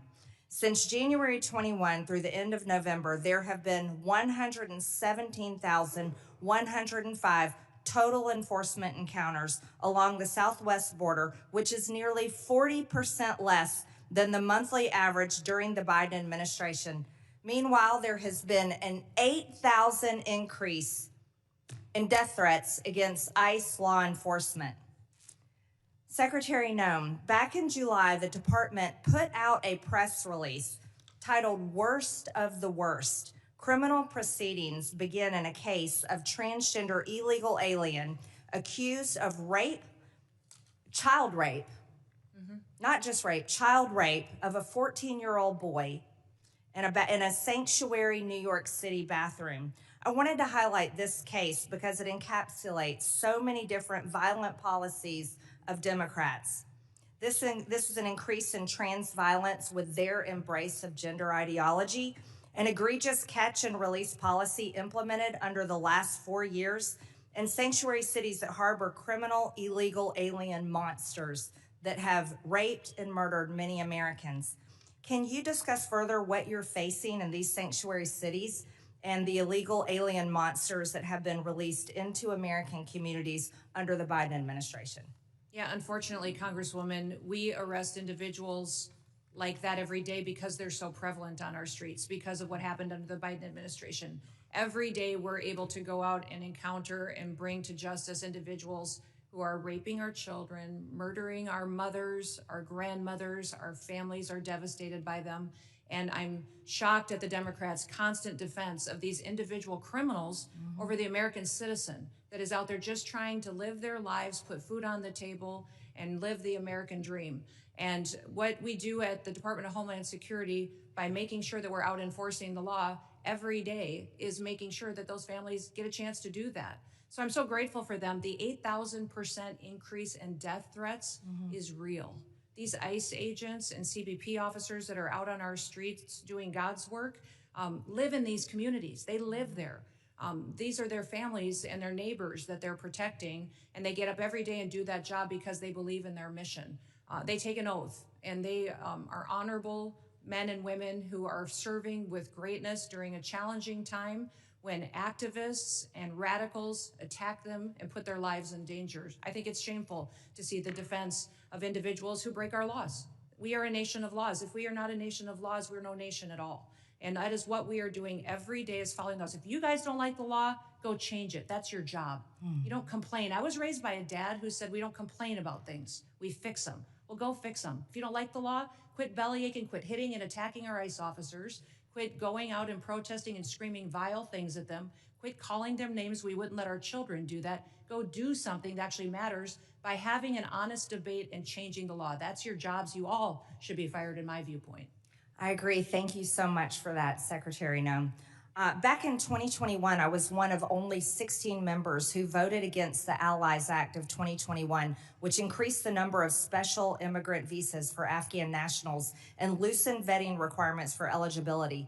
This brought in over 76,000 Afghans. Director Kent, what actions are being taken to identify and remove any of the 100,000 Afghan nationals admitted under the Biden admin who may have ties to terrorism, like the one who shot 2 National Guard members, tragically killing Sarah Beckstrom here in Washington, D.C.? I'm sorry, gentlelady's time has expired, but Can he just answer? no, we're quickly? keeping everything quick to the 5 minutes. I'm sorry, but gentleman from New York is now recognized, Mr. Goldman, for 5 minutes. Secretary Noem, let's talk about the law. Do you agree that asylum is a lawful pathway to immigrate to this country? Yes or no? There's an asylum program, yes, in place. All right. So It wasn't immigrants used under then the with Biden. ongoing asylum applications are legally in this country, correct? Excuse me, I'm sorry. Your question was? Immigrants with ongoing asylum applications are legally in this country. There are individuals in this country that have applications that And they are legally here because it's a lawful pathway, right? it's a lawful pathway. Okay, so And I if will- your department then deports anyone with an ongoing asylum application, you are violating the law, correct?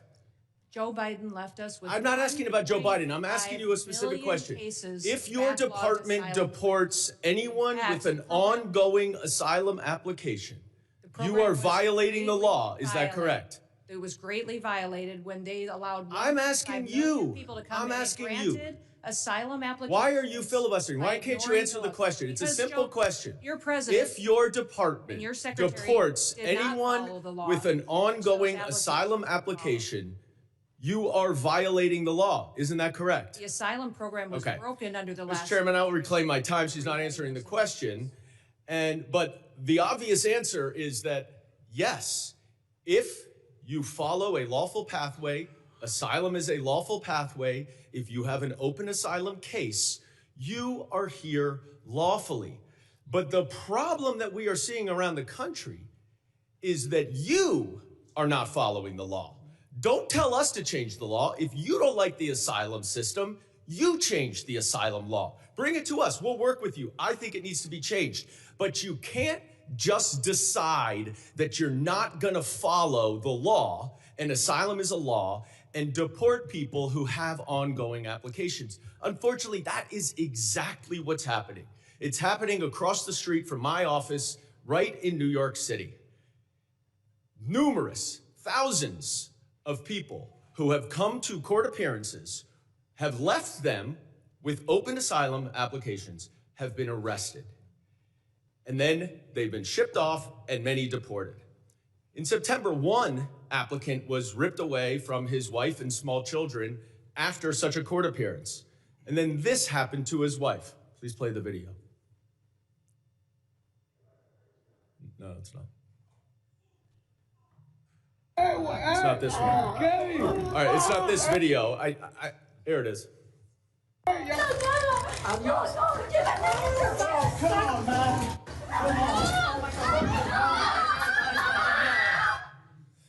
Now, after this incident, your department issued a statement that said the officer's conduct in this video is unacceptable and beneath the men and women of ICE. Our ICE law enforcement are held to the highest professional standards, and this officer is being relieved of current duties as we conduct a full investigation. 3 days later, you reinstated that officer and you put him back on duty. I sent you a letter and asked you what investigation was done and why was he reinstated. You did not answer that letter. So I'm going to give you an opportunity right here to explain to me that if that officer's conduct was, quote, beneath the men and women of ICE, unquote, why did you reinstate him? Sir, that investigation was completed. I can give you that investigation and the information that you would like. This is Well, I wrote you 2 months ago. Why haven't you given it to me yet? I'm actually surprised that you haven't gotten it. I'm going to ask my staff about that. Well, you shouldn't be surprised because generally to speaking, you hundreds do and not hundreds, if respond not to thousands us. of your letters. Now, the other problem that we are Mayorkas, when he had seeing this all job, over didn't the respond to country letters for years. is that your officers are wearing masks, are dressed in plain clothes, often going around without identification. All of our officers are And identified. I'm not asking a question. I introduced the No Secret Police Act to stop this. And we now have 113 co-sponsors so that they will not be masked and that they will identify themselves. Now, you say all of them are identifying themselves. That is not the case because last month in New York City again, the NYPD officers were injured by your masked plainclothes ICE officers after they were called from 911 as residents witnessed your officers pulling individuals out of their vehicles and chasing them down the street. I also asked you what happened there. How were the NYPD officers injured by your officers? And you didn't respond. What's the answer? Sir, our individual Gentlemen's officers time are is identified. time has expired.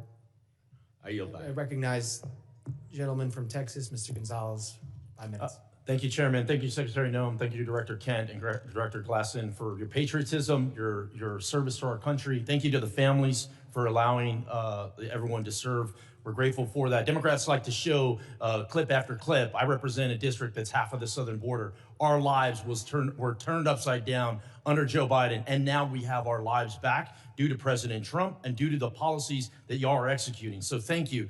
I have one question, but I'm going to try to, if there's time. I think it'd be important for the American people to get an update on the role Coast Guard played in the Venezuela oil tanker seizure. But first, I'd like to once again, thank you for being here. And so I'd like to first thank you, CISA. Thank you for keeping our nation's critical infrastructure safe. You are our nation's cyber first responders. Thank you to the Coast Guard. During our Texas floods, you showed up, Coast Guard showed up, you saved lives. Thank you to the Coast Guard for all the work that they've done in Jayada South. They've been the tip of the spear in the Southcom AOR for a long time. Their work often goes unnoticed. Thank you, HSI, for leading these anti-gang task force. They work. They're going out there. You're apprehending murderers. You're apprehending sexual offenders. You're doing it in a local, state, federal way. They're working. Thank you for that. Thank you, ICE. Thank you for keeping us safe by deporting all these people. I really appreciate the innovative idea of DHS owning its own airplanes. It's ridiculous that we had to essentially contract out in order to have these repatriation flights. That is a game changer. Thank you for that. Thank you, ERO, for adding bed space. This is exactly how we continue to deport the millions of convicted criminal aliens that are in this country. Thank you, NCTC, for keeping us safe. You're exactly right. We thank you for vetting, for going out and finally doing the role of vetting these people. You and I served overseas. Many of us did. And we know oftentimes it was more dangerous at the chow hall than outside the wire, right? So thank you for that vetting. Thank you, Border Patrol, for ending catch and release. Thank you, TSA, for keeping us safe during all our travel, and then also looking into any future vulnerabilities. Thank you, Secret Service. Thank you for not only keeping our leaders safe, but a lot of people don't realize Secret Service is key to school safety. I think that's just so important. That brings us all together. I wanted to say I want to use the bulk of my time to just thank you, because we don't do that enough here. It's always finger pointing. It's always somebody else's fault. Please go back to your agencies and thank the men and women that are serving every day and helping to keep this country safe. With that, I'd like to give you a little time to talk about the Venezuelan situation and what the Coast Guard is doing. The operation that was conducted yesterday morning was a Coast Guard-led operation. It was in partnership with the Department of War and the Department of Justice, the FBI as well, and it was a successful operation directed by the president to ensure that we're pushing back on a regime that is systematically covering and flooding our country with deadly drugs and killing our next generation of Americans. Just the drugs that the Coast Guard has been able to interdict on the waters since that President Trump has been in office has been enough lethal doses of cocaine to kill 177 million Americans. That's 2/3 of our country. that has been saved by blowing up, by going after and bringing to justice these individuals that are out at sea and those individuals that are funding it with a shadow fleet of sanctioned oil that should never be sold to benefit their profits and their pockets to kill Americans. Thank you for that update. For many of us that served in uniform, oftentimes it was overseas. It was in the Middle East, or it was in Asia, or it was in Europe. And I think those AORs are very important. But for too long, president after president after president, our backyard has been left wide open, and we're completely shocked why all these terrorists are in our country and all these people are unvetted. All this chaos is happening when in our own backyard was unsafe. So thank you again for one. I know you traveled, you met with heads of state, El Salvador, Mexico, a couple that come to mind. But I just want to thank you and for making our backyard a priority and ultimately to keep Americans safe. Texans are more safe today than we were a year ago. And a lot of that is due to President Trump and due to the leadership that I'm seeing right here of executing those policies. Thank you, thank you, thank you. With that, Chairman, I yield back. Gentleman yields back. I now recognize the gentlelady from Illinois, Ms. Ramirez, for 5 minutes of questions. Thank you, Chairman. American citizens have been arrested or detained. We focus on those that are here illegally. Secretary Noem, you lie and you lied to the American people. I will be including into the record an article by ProPublica from October 16, 2025, entitled, "We found that more than 170 U.S. citizens have been held by immigration agents. They've been kicked." There's nothing smiling about U.S. citizens. I'm sorry, that's very inappropriate. Let me continue. They've been kicked, dragged, and detained for days. The next one. The Trump administration has specifically targeted the worst of the worst. The individuals that we are going after are those that are violent criminals, those that are breaking our laws.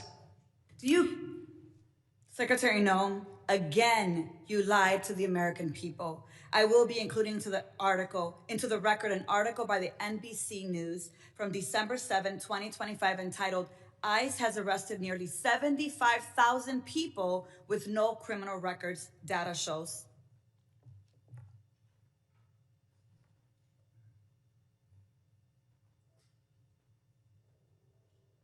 The co-equal branch of government, and it is your obligation as a member of the executive branch to honor decisions made by the highest court of the land. Yes or no, Secretary? We are abiding by all federal judges' orders. Absolutely. The Justice Department said that when the administration was ordered back in March to stop sending detained migrants to a mega prison in El Salvador, you personally made the final call to continue the flights anyway. Is that correct? And the decisions that are made on deportations, where flights go and when they go, are my decision at the Department of Homeland Security. And we'll continue to do the right thing, continue to work and protect Americans, no matter what radical judge comes out and tries to stop us. We'll do. You lied on the record, and you lied to members of this committee. You violated court orders by not turning around deportation flights bound for El Salvador, where we know that hundreds of people under your leadership have reported that they were raped, they were beaten, and they nearly died. And your agents used chemical weapons in Chicago despite court orders from District Court Judge Ellis forbidding their use. Secretary Noem, you, Gregory Bovino, and your ICBP and DHS deputized agents have waged an unaccountable, unlawful, unconstitutional war against communities across the nation. Our residents have been surveilled, they've been threatened, they've been tear gassed, they've been hit with pepper balls, they've been shot, they've been subjected to warrantless arrest and precision immobilization maneuvers, they've been kidnapped and disappeared under your leadership. So we have a lot to talk about, but you and your department continue to reject congressional oversight. And you know how I know this? I know this because I've requested a meeting with ICE Field Office Director Russell Hutt. I requested a meeting with Field Office Director Samuel Olson. And when you came to Chicago on October 3rd, I publicly and formally requested a meeting with you. So I'm going to be including a letter I sent on October 3rd requesting a meeting with Secretary Noem. So Secretary Noem, I want to ask you again, will you commit to meet with me, yes or no? Yes, absolutely. Thank you. Thank you. So we have a lot to talk about, and actually my scheduler has a couple dates that I'll get to you after this meeting. I appreciate that. So look, I want to be very clear. You have misused resources appropriated by Congress. You've engaged in unethical behavior. You have repeatedly made false and misleading statements to Congress and to the press, and you've undermined the separation of powers and disregarded the role of Congress and the courts. Bottom line, you lie with impunity. You reject checks and balances, and you ignore Congress and the courts. Your options are limited. Either you're going to resign, Trump's going to fire you, or you will be impeached. I've already called for your resignation. You may remember I hand-delivered my request to you back in May, and I urge you to reconsider resignation because I've taken the first step towards your impeachment, and I've called on the Judiciary Committee to open an investigation into your lawlessness. Mr. Chairman, I know that at the end we'll be entering a number of articles into consent, but since I have a few moments, I ask unanimous consent to enter into the record a letter calling the Judiciary Committee to investigate Secretary Noem's impeachable offenses. Whatever you choose, the American people will have justice, Secretary, and you will be held accountable. I'm going to make sure of that every single day. With that, Mr. Chair, I yield back. Gentlelady yields back. I now recognize the gentleman from Texas, Mr. Luttrell, for 5 minutes of questions. Thank you, Mr. Chairman, Madam Secretary. It's good to see you, and thank you again for coming to Texas after the Kerrville floods. Your team was amazing. Their interaction with the leadership in our state, up and down the chain of command, was outstanding. Not something I read about, I saw it. So I'm speaking from the truth. So let's talk about worldwide threats, if you don't mind. This may go back and forth to Mr. Glasheen and Mr. Kent. My questions, first and foremost, is the nefarious actors globally, they're kind of everywhere. And as we try to protect the motherland, in the cyberspace, air, sea, and land, something that's come to my attention in the committee hearing we had earlier, undersea cabling. And I don't know if you're a subject matter expert on this. I really wasn't until this hearing. But a large amount of our information flows under the water, something that most people aren't aware of, but I can assure you that the bad actors globally probably are. Now, it's multi-jurisdictional from what I understand. It's the Department of Justice, it's Department of War, and then it's Department of Homeland Security. And they kind of juggle these, kind of juggle the effort. Can you give me some insight on the protection mechanism that Homeland Security has for our undersea cabling? And I consider this a very viable threat specifically for information flow, considering everything that goes back and forth across the water. Can you give me a kind of a high-level briefing considering the atmosphere of what we're looking at? Yes, I can, and I'll try to leave some time for the other individuals too, but the Department of Homeland Security has 23 different components. Several of them have some responsibility for surveillance and monitoring of those cables and the information that flows through them. So CISA is our cybersecurity agency, which looks for bad actors, hunts down those bad actors, and then hardens our systems. So where we see a weakness or a vulnerability, they help us do that with the interactions we have with private companies, their communications, or other countries. But then we also have our Coast Guard out on the waters each and every day, which help us with surveillance activities to see if there's nefarious actors that would be out there jeopardizing those systems. We have INA, which is our intelligence and analysis. They are the ones that are helping us with our covert operations. They're the ones who are coordinating with our intelligence agencies on what we see as hacking attempts or enemies that would try to endanger those cables or cut them, damage them so that they couldn't be utilized to keep our critical infrastructure going. FEMA is the agency that's responsible for, on our worst day, if we needed something or someone to run the government, if there was an attack in this country, FEMA is the agency that would do that and maintains the resources to making sure that we have an operating government in an emergency disaster situation. I know there's redundancy on the cabling system, and there's from what I understand, there's over 1 million miles of cable underwater. I want to make sure that we have enough protection in place so the ripple effect is not catastrophic to the country. Mr. Kent, you got something to add there? I was going to shift over to Mr. Glasheen. In terms of undersea cabling, no, I do not. Okay. Mr. Christina, I have a question for you. So as far as trafficking, human trafficking, drug trafficking, this always hurts me to say this, but Houston, Texas is in my district, and it is the worst city in the country for sex trafficking in the country. I just cannot believe that. What is the FBI doing amongst other agencies? You just happen to be sitting here in front of me. And Madam Secretary, you can probably jump in on this too. Enough's enough. I understand the complexities of the World Wide Web and how these bastards are doing this, and we can't seem to grab a hold of them. What's the answer? Our HSI investigators specialize in child trafficking and human trafficking. They get up every single day and hunt down those individuals that victimize our children and partner with nonprofits and other agencies with the FBI to do that. Yes, it's shocking to me that Houston is one of the hotbeds as well. We need to take a better look at this because we're losing. I mean, we're losing so bad, I don't even know how to define it. And this has been happening. I said this exact same thing to Mr. Mayorkas, and if I was here before that, I'd say the same thing again. It's just, we have not figured it out. Mr. Glasheen, you got anything for that? Yeah, I would tell you, it's been a priority with this director. And, you know, so far this year, compared to last year, we have 300 plus human traffickers arrested, up 15%. I'm sorry, sir. Mr. Chairman, I yield that. I appreciate that, and I'll catch you after class. If one of the following witnesses wants to give him some time to answer that very important question, they can do that. Gentleman yields back. I now recognize the gentleman from New York, Mr. Kennedy, for 5 minutes. Thank you, Mr. Chairman. Secretary Noem, with about a year as DHS Secretary under your belt, there's no shortage of criticisms for me to choose from today.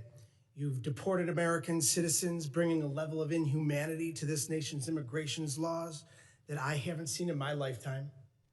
You've terrorized communities, including my own in Buffalo, New York, vowing to go after the worst of the worst, but instead detaining women, children, and hardworking individuals in pursuit of the American dream. You've botched a response to one of the most devastating floods we've seen, an extreme weather event along the Guadalupe River that took more than 130 innocent lives, including more than 35 children. Central Texas waited days for your agency to respond because of the reckless policies you've implemented. Your FEMA lead was missing in action, completely unreachable, as were FEMA's call lines, with 84% of calls unanswered on July 7th, 3 days after the floods. FEMA personnel, despite your slashing of their ranks, who were ready and willing to help, waited days to spring into action because of your policies. Disasters do not wait for bureaucracy. Your abysmal performance goes beyond your woeful disaster response. You've also taken a sledgehammer to FEMA's recovery, preparedness, and mitigation missions. You canceled more than $4 billion in building resilient infrastructure in communities funds, a program that helps communities reduce their risk of natural disasters. You withheld millions in FEMA funds for emergency alerting infrastructure found to be in violation of the Impound Control Act.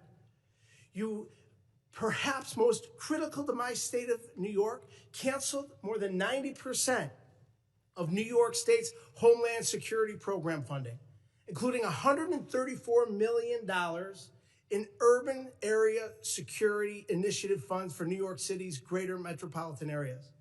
You have mismanaged these grants to the point where cities and states, including New York, are suing you to recover counterterrorism funding that's lawfully theirs and that Congress intended for them to receive. It's a tragedy that we're here today discussing these cuts to counterterrorism and security grant funds for a city that was the main site of the September 11th attacks, the entire reason your department was established in the first place. As the ranking member of the Subcommittee on Emergency Management, it's my responsibility to show the American public how you've systemically upended FEMA and emergency preparedness as we know it. So I have a couple of questions. Simple yes or no answer will suffice. Would you agree with the national security officials' assessment that the United States has been operating in a heightened threat environment for several years now? Yes. Yes or no? Would you say New York City is susceptible to these kinds of security threats? Yes, and that's why they should spend So with New York City $440 being the million number they one had in terrorist reserves target in the that nation, the federal government gave them with to New use York to City secure being their the number city, one, I which reclaim they my did time, not with New York spend. City being the They number did not one spend the security hundreds of threat in millions this of dollars nation, they had it's to secure their unconscionable city that you and would cut release criminals on the street each and every day. $134 million in urban area security initiative funding for the city of New York. What compels you to knowingly make our cities less safe with these funding cuts? What compels you, your mayor, and your governor to release thousands of criminals on the streets rather than to turn them over to ICE? You'd rather release Secretary Noem, a murderer out on Secretary your Noem, street, you cut a rapist on your $134 street, million and honor our detainers. in You should funds honor our to detainers, support the against violent security criminals, of to get New them York out of New York City City. and the state of New York, the number one threat in this nation. In your own words, your cuts are blatantly political, callous, and outright dangerous. It's clear you have no interest in countering real threats in the homeland. While high-risk cities and disaster zones wait for help, you've devoted the past 11 months of violent raids, anti-police policies, and nonstop photo ops. You've brought shame to a department that was created after 9/11 in a time of unity to protect our people. Your failure to lead is a direct threat to the homeland security in our nation, and you should resign immediately. I yield back. Gentleman yields back. I now recognize the gentleman from Alabama, Mr. Strong, for 5 minutes of questions. Thank you, Mr. Chairman, ranking member, and members of this committee. I thank you, too, to our witnesses for being here today, for your work to protect the homeland in an increasingly complex threat environment. My question today focuses specifically on the evolving drone threat. Mr. Glasheen, the FBI's National Counter-UAS Training Center at Redstone Arsenal, is now the central hub for preparing federal, state, and local partners for drone threats at major events. What makes Redstone Arsenal such an effective location for this mission, and how does that setting support the scale of training required for World Cup, America 250, and the 2028 Olympics? Thank you for your question, Congressman. What makes Redstone a great partner for us is, one, the support that we have from Congress. Number two, the space we have there. The FBI has been in Huntsville for a long time. Huntsville also houses our Special Agent Bomb Technician Program, where we train bomb technicians, EOD professionals across the United States, and we model the Counter-UAS school off of that. So that proof of concept has been in place, and we're mirroring that process to train the Counter-UAS operators. Thank you. I was there for the inaugural graduation. I'm telling you, it was most impressive. I can assure you there's no other location in the country that offers the same mix of controlled airspace, testing ranges, partnered agencies, and mission infrastructure that the FBI has at Redstone Arsenal. Counter-UAS has the ability in Huntsville to jam, block, drop, intercept, and do forensics. As demand for this specialized training grows, what investment should Congress prioritize to ensure long-term stability for this mission at Redstone? I'd say yesterday, or the legislation in front of, I think, the Senate right now for the NDA, for the authorities, that'd be the first step to give us the ability to lawfully use the counter-UAS authorities. I think additionally, is just like the computer technology, it evolves with the months. And so the counter-UAS technology is going to change, so have the appropriate funding and support to stay up with that technology so we can mitigate the threats that our nation faces. Thank you. Those graduates were from all over the country, and it was most impressive. Secretary Noem, this committee has failed to thank you for your faithful service to America. The southern border is closed. Human smugglers, drug traffickers, and illegal aliens that invaded this country from more than 160 different countries are being returned to the country of their origin. Fentanyl poisonings are down more than 35%. Secretary Noem, thank you for your efforts to keep these drugs out of our country in an effort to save a generation of Americans. It's not a Republican issue. It's not a Democratic issue. It's an American issue. And I thank you. Secretary Noem, many of the most advanced counter unmanned aerial systems technologies are being tested and evaluated in North Alabama. How is DHS ensuring that those capabilities transition quickly into field use, particularly ahead of these major events? And what more can Congress do to accelerate the pipeline? No, we appreciate the authorities that are necessary for us to operate, and standing up a drone program and counter drone program is one of the top 3 priorities of the department this next year to meet the threats that we face every day. Every day, our Secret Service, our Coast Guard, our Border Patrol are seeing drones used against them. Criminals using them to surveil them, to find out law enforcement operations, and to leak them, and to put their lives in danger. So making sure that we have the ability to operate and to see far into the future and over our operations is important, but we also need the opportunity to take them down when necessary. We've seen the cartels using weaponized drones against each other. We know it's only a matter of time before we see that here on the Homeland. My job is to make sure that we're prepared and that we're equipped, and to advocate to you for the authorities that we need to make that happen. Thank you. With the new counter-UAS authorities expected to be enacted as part of the National Defense Authorization Act, the next challenge is execution. What concrete steps is DHS planning to take in the coming months to ensure that these new authorities are fully operational before the FIFA World Cup, the Olympics, and America 250? And I even want to take it even further. You start looking at college football. We've got to take it even further rather than they're all large gathering events. I actually had the Secretary of Security of the Southeastern Conference before Mr. Kennedy and my committee, and it was unbelievable. On any given weekend, 8 to 10 football stadiums with greater than 90,000 people there. We must defend the home front. And I'm sorry that my time has expired, but I thank you for being before this committee today. Gentleman yields. I now recognize the gentlelady from New Jersey, Ms. McIver, for 5 minutes of questions. Thank you, Mr. Chairman and Ranking Member, for holding this hearing today. The greatest threat to the homeland right now is a Department of Homeland Security that the American people no longer trust, a department actively undermined by its own secretary. This is on you, Secretary Noem. Today's hearing is supposed to be about worldwide threats, but Madam Secretary, under your watch, the threat is coming from inside the building. Because when DHS, the department charged with keeping Americans safe, is caught breaking the law, lying to the American public, systematically dismantling oversight, fueling bigotry, and targeting vulnerable communities, trust is broken. Let's start with the basics. How can we trust your department with you at the helm? The American people deserve an answer, even if you've spent the past year dodging accountability like it's your full-time job. We need to talk about oversight. Oversight is not optional. It is not a courtesy because you feel like it. It is not something you entertain only when it's politically convenient to you. Yet, time and time again, Secretary Noem, you have treated congressional oversight as an inconvenience at best, and at worst, something to be invaded, ignored, or denied altogether.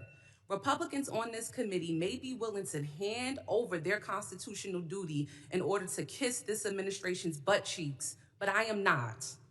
I will never. My district is not, and the American people sure aren't. While Republicans turned this hearing into a praise fest for your failed 10-year communities across America, including mine in New Jersey, are made less safe because DHS under your leadership has become unproductive and malicious. All of the thank you that we keep hearing from across the aisle, there's no thank you from me. And we see the truth that you're trying to hide. The truth is you are deeply unqualified for the post you hold. This is on full display in the way you treat the people in this body, myself included, who have been elected to serve our communities and keep them safe. Representative Grajava, Senator Padilla, myself and others whose character, integrity, and bodies were attacked by your department without evidence and without apology. Far beyond being disrespectful, you have shown a complete disregard for the oversight authority granted to us by law. You have repeatedly shown that you will target whoever you want, whenever you want, without accountability. Members of Congress, members of our communities, and even American citizens, as many of my colleagues have continued to point out today. Secretary Noem, that's not leadership. That's not democracy. And that is not how this works. Again, this is not just about you. Don't want you to think this is just a pick on you day. This is about the Trump administration that has turned DHS into a political weapon. So I'll ask you this. Is Trump embarrassed by your tenure, or is this exactly the kind of god-awful leadership he wants at DHS? Yes or no? Ma'am, we've already conducted more oversight visits. No. It's a yes or no. Yes or no. Okay, Secretary Noem, this is my time to talk, not your time to talk. I reclaim my time. I reclaim my time. I reclaim my time. Chair, I reclaim my time. Secretary Noem, DHS is breaking the law, hiding information from Congress, and shutting out oversight. So let me ask you, how can the American people trust your department with you at the helm with this kind of behavior? The American people absolutely trust this department to keep them safe.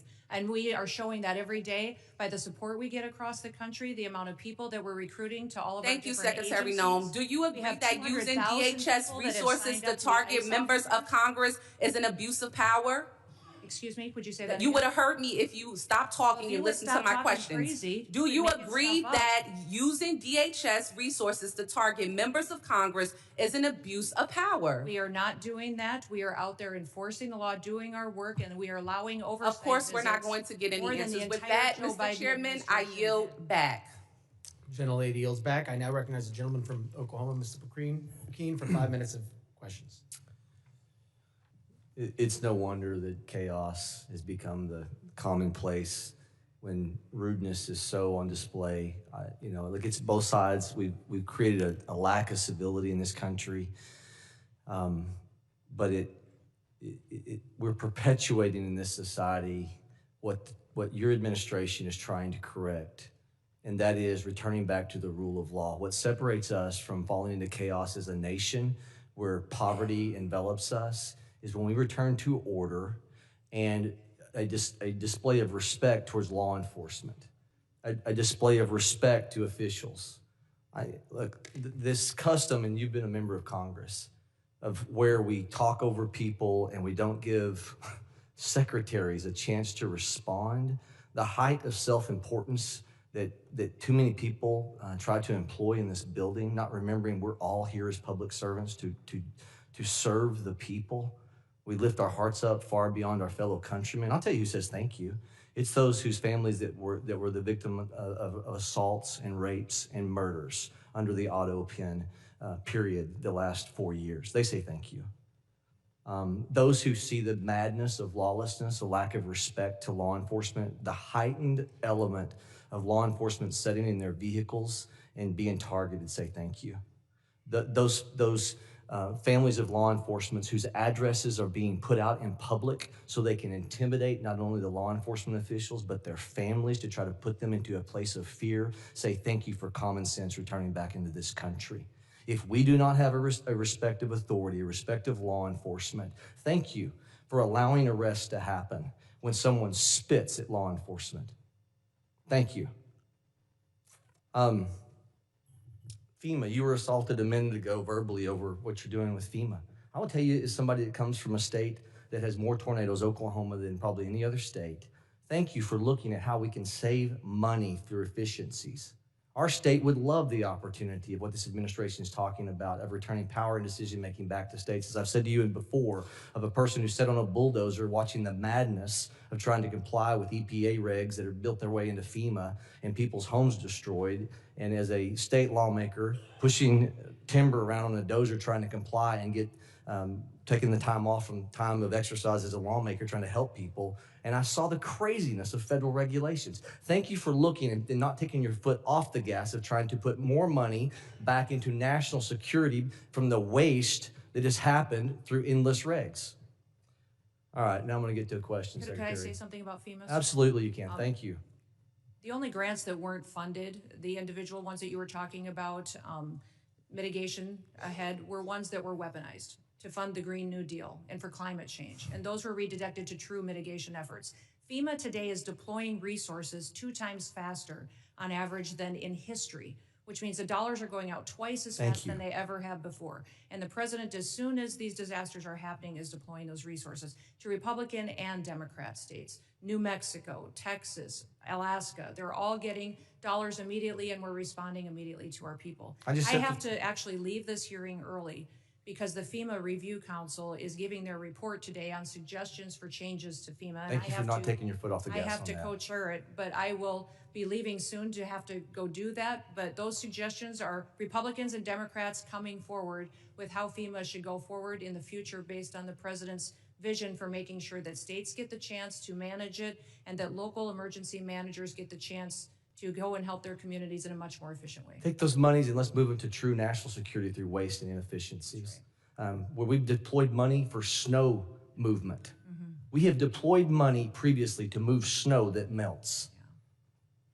Okay, I want to just throw this open to you and Director Kent, whoever wants to take this. We have to find a balance between making sure the First Amendment is preserved at all costs, but also protecting law enforcement. The social media heightened of a hearing that the chairman held last week, great hearing. How do we preserve, what ideas can we continue with to where the online enticement threats causing people to want to embolden themselves to then go act upon those threats that we see in social media. They say the magic words. They know it's not going to get them because they don't do a direct threat, but it's an indirect threat. It's always trying to accomplish the same purpose. How do we preserve the First Amendment? This is a lawmaking exercise and why we hold these hearings, not for show. How do we come up with a way to preserve the First Amendment and stop the insanity of these indirect threats that are going after your law enforcement officials? I apologize. The gentleman's time has expired. I know the secretary has to leave, and I would now recognize the gentlelady from Texas, Ms. Johnson, for 5 minutes of questions. I'm just going to take the position that she was scared of my questions. Mr. Chairman, if we could stop the clock and Oh, yes, wait no, till after all absolutely. this. Clerk will suspend. If we could reset the time, Yes. that would be helpful. We'll reset the clock.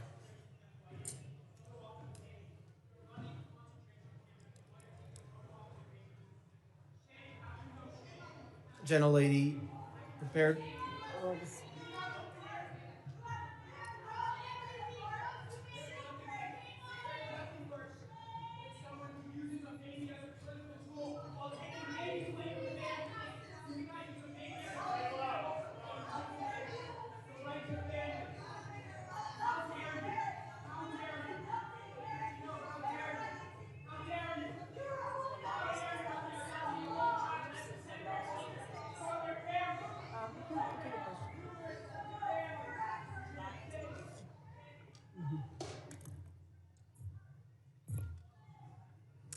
Okay. Thank you. Gentlelady's recognized. Yeah, thank you, Mr. Chairman. You know, I just want to respond to a lot of what Secretary Noem has just testified to. And gentlemen, I have some comments that I hope you'll take back to the Secretary and to the Department. If there's anything that is clear about what is going on in this country, is that the rhetoric and fear that is happening is at an all-time escalated high. And we're all describing different aspects of it. Fear of law enforcement, fear of citizens, fear of people who are legally in this country. Because it's the rhetoric that is happening from the very top, that is being decimated down level, and that is really, really dangerous. And one of the things that the Secretary said was she is restoring the rule of law. That is absolutely not true. Because the rule of law is founded on two fundamental principles. That if you are going to be subject to a criminal arrest in this country, that there is probable cause to do so. You can't just snatch somebody walking into a coffee shop because of the color of their skin. There's no probable cause for that. And also that you will get due process. And that is not happening. And so what you're seeing is an overwhelming frustration of the American people in this country, that the lack of respect and regard for the rule of law by this administration, and in particular by this secretary, is at a level that we have never seen and violates all of the constitutional norms and all of the principles of legal fairness in this country. And you're seeing that manifest itself in threats to law enforcement and bubbling over because people are frustrated. And they are channeling that frustration because the administration is not listening and is only doubling down on the rhetoric. You know, this notion that I think my colleagues highlighted that we're only going to pursue serious threats. It's just not true. I visited an ICE facility outside of Dallas, and over 70% of them were classified as the lowest threat level, as never having a criminal record at all. But yet they were there because of the color of their skin. There was not a probable cause. They're not a threat to this country. They have no criminal history at all. I fully support, as does everyone on this committee, Homeland Security focusing on threats to our national security. We want cybersecurity. We want terroristic threats from abroad to be stopped. Absolutely. None of us want a recreation of 9/11, but we also do not want, under any level, the trampling of our constitutional rights and the legal system of due process. I have a poster here to highlight 3 American citizens that were arrested by ICE who had done nothing wrong. They presented themselves as American citizens, but yet were still trampled, assault. One had broken ribs, a brain injury, an older gentleman by being knocked down to the ground after he said, "I'm an American citizen." But yet they did not stop. And that is a huge problem. When somebody says, "I'm an American citizen," to ICE, and ICE does not stop and continues to assault them and physically berate them and then hold them for days and days on end without a due process hearing, that is a problem. And it is not stopping. We have brought these concerns to the Secretary and to agencies like yourself in these hearings time and time again through multiple letters. We've all written letters that have gone unresponded because this cannot happen in our country. And the reality of it is, in any law enforcement situation, and what we have happening out into the public, is there are ICE agents and there are Border Patrol agents that are doing their great job. They're doing what they're supposed to do. But they're also bad actors. There are people who are exceeding their authority. The power's gone to their head. The intimidation is outrageous. And there's no effort to rein them in by the FBI. There's no effort to rein them in by the Homeland Security. There's no effort to overcorrect, just like one of my colleagues highlighted, the reinstatement of one that was inappropriate. And these efforts are breaking down the trust of the American people. I hope you take these concerns back because they need to be addressed if we're going to address the violence in this country. I yield back. Gentlelady yields back. I now recognize the gentleman from Arizona, Mr. Creighton. Thank you, Mr. Chairman, for holding this committee hearing today. Thank you for the witnesses. Director Kent, you talked about what keeps you up at night. I believe you said, we don't know who came into the country in the last 4 years. And we've cited several times in this hearing that about 15 to 20 million people came into this country under the last administration. And something that you said actually shocked me. You said that 18,000 known and suspected terrorists entered into the country during the Biden administration. Is that correct? That's correct. That's deeply concerning, but I'm really not surprised. Many of us in this committee said that's exactly what was going to happen. I didn't know that those numbers would be as high as they are. One of the other things that really concerns me about what's going on in this country is we continue to let people into this country that do not want to assimilate to our culture and want to harm Americans. I want to go ahead and play a video.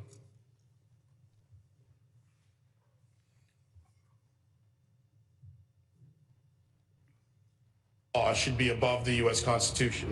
Yes. Should Sharia law be over the U.S. Constitution? Yes. U.S. Constitution, which is made by people, and the Sharia law is made by Allah. So that is all the way above. That has to be definitely in the land, not for the America, for the whole world would be above. So that should be above the U.S. Constitution. Yes. Do you feel more comfortable living under American law, or do you feel more comfortable living under Sharia law?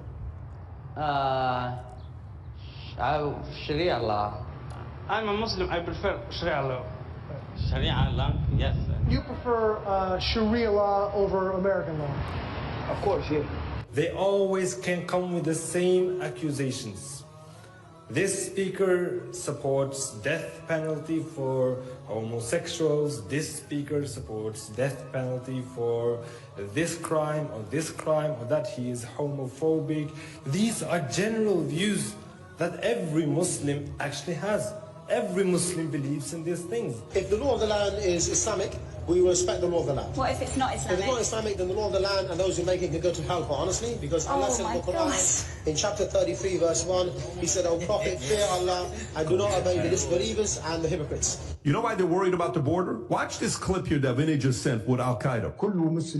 I call upon every Muslim and the infidel criminal and arrogant United States. Does not matter if they're Arab, American, or other descent. I'm saying to all of them, revenge, revenge. Do not consult anyone about killing infidel Americans.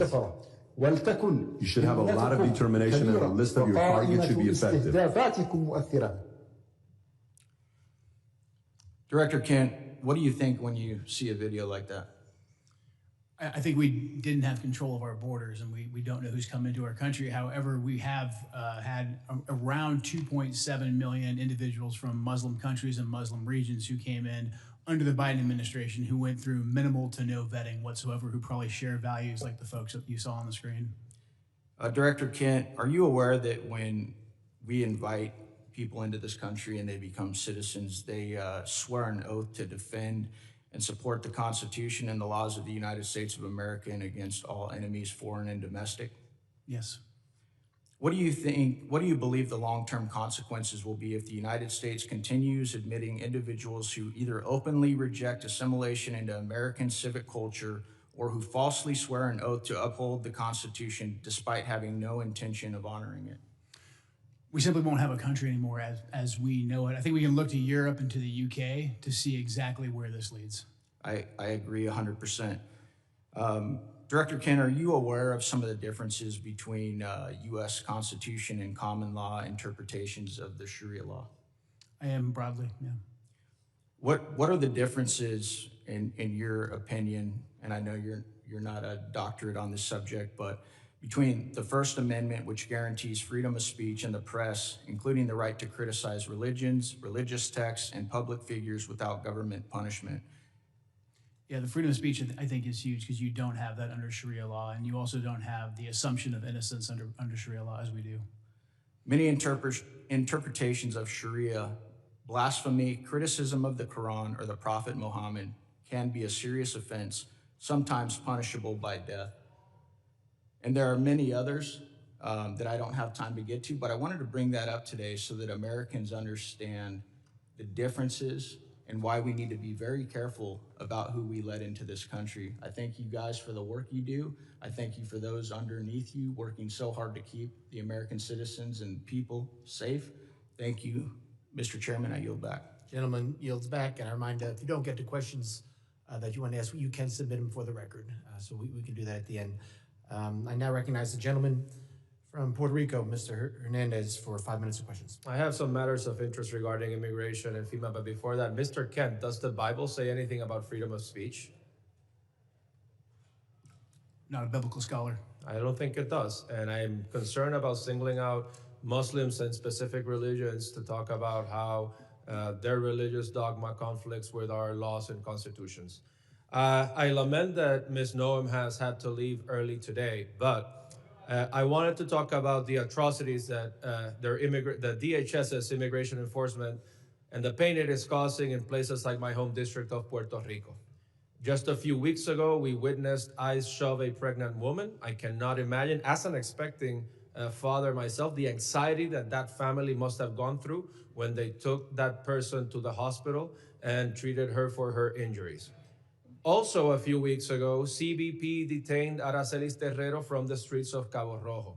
They put her on a plane, they sent her to Texas. She was in a detention facility. She was removed from the detainee location service, and she was not allowed to contact her attorney. Ms. Terrero was a domestic violence victim who was in Puerto Rico with a legal work permit. And I wanted to ask Ms. Noem if DHS policies allow CBP agents to detain persons who are legally in the United States.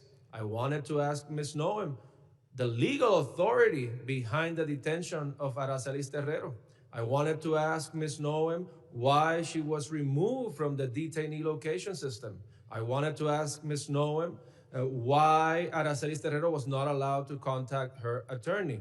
Unfortunately, I predict that she would not have given us adequate answers based on the answers that she has provided to my colleagues here today. Now, I also wanted to raise a concern with Ms. Noem regarding TSA agents. In Puerto Rico, I witnessed how many TSA agents worked arduously without pay during the government shutdown, and how her announcement that they would get $10,000 as a bonus for working without pay during the pandemic actually created the opposite effect of boosting morale, because it was so selective that it excluded apparently most workers. And finally, I wanted to raise the concerns of red and blue mayors from Puerto Rico.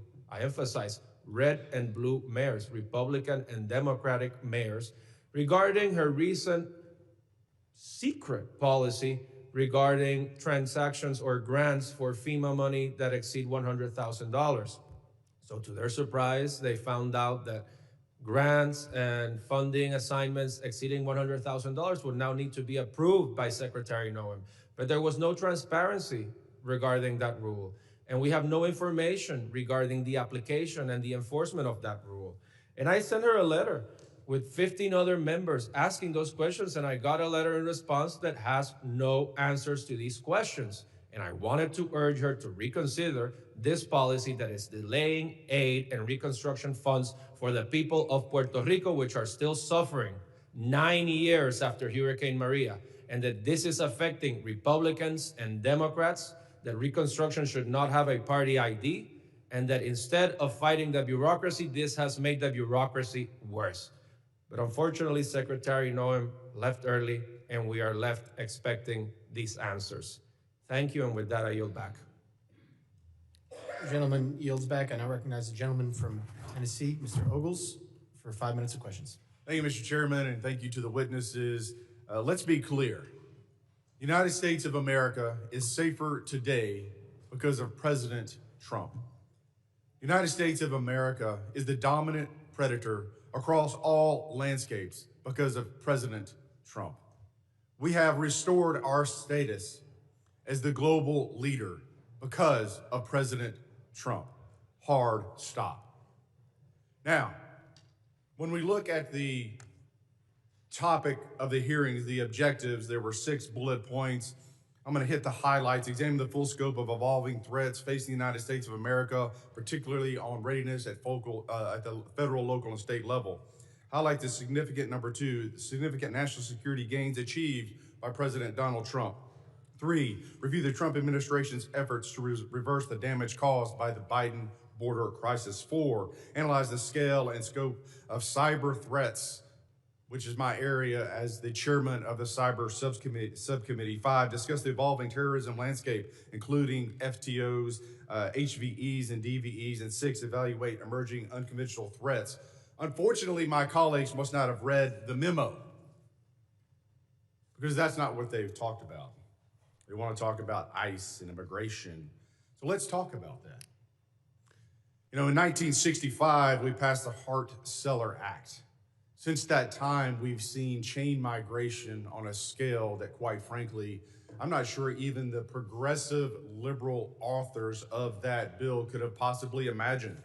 In that amount of time, we've seen 60 million migrants come into this country, most of which, 90%, from third world countries. There are roughly 300,000 Afghans in America, 200,000 of which came under Biden. Approximately 45% of Afghans are on U.S. food stamps.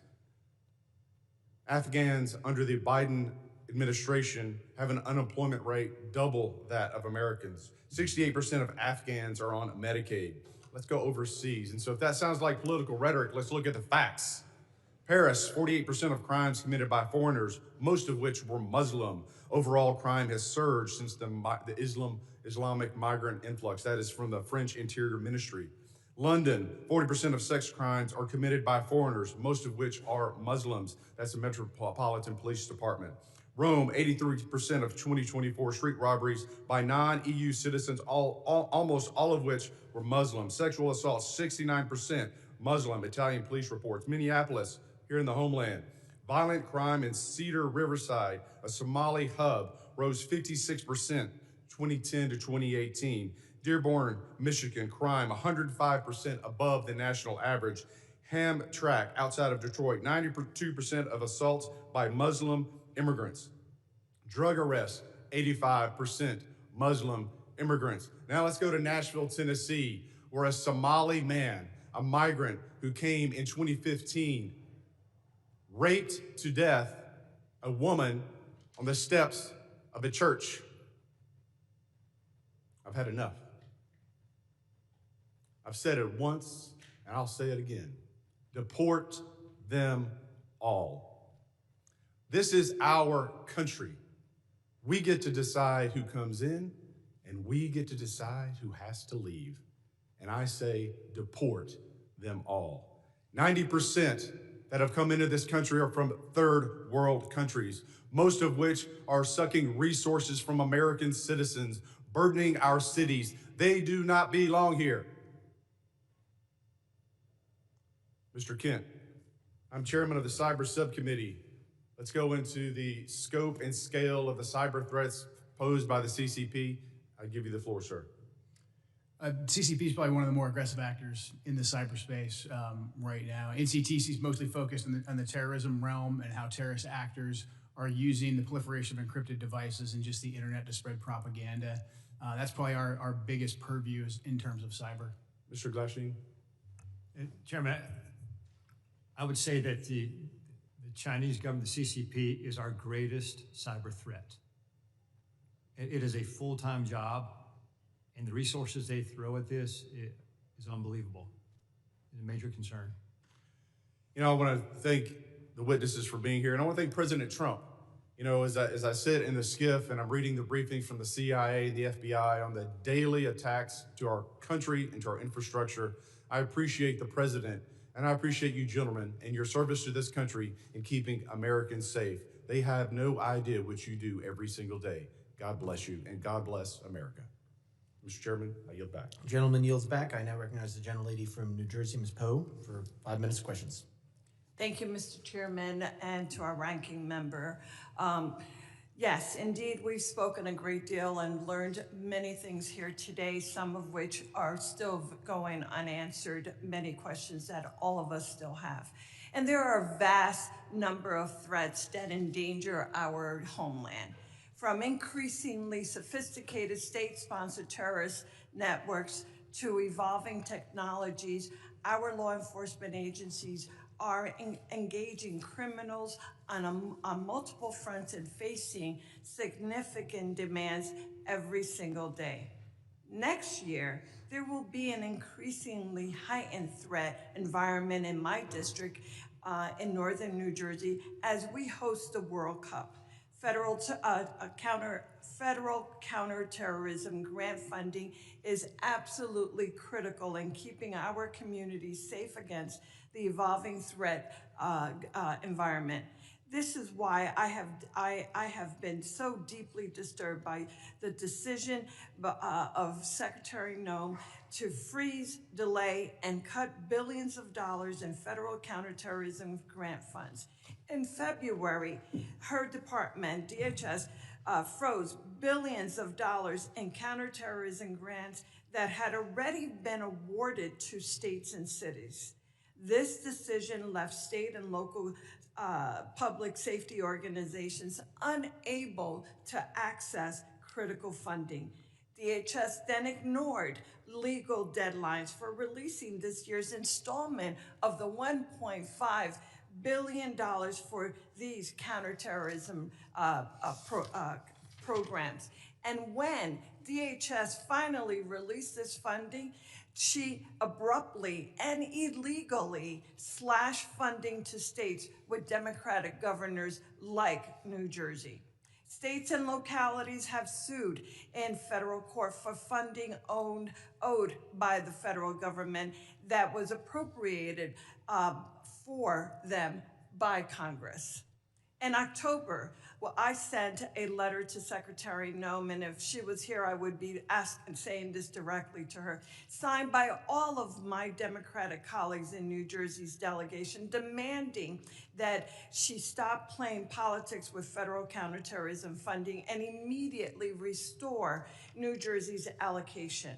Specifically, I'm referring to the 50% cut to New Jersey's allocation of the Homeland Security Grant Program, which includes the Urban Area Security Initiative and the State Homeland Security Program. This is the single largest preparation grant program in the Federal Emergency Management Agency. New Jersey has relied on these federal grants to respond and prepare against terrorist attacks. When she published the notice of funding opportunities for the Homeland Security Grant Program, she stated that her intent to allocate this funding was going to be based on statutory risk assessment and an analysis of relative risk to terrorism faced by the 100 most populous areas in the country.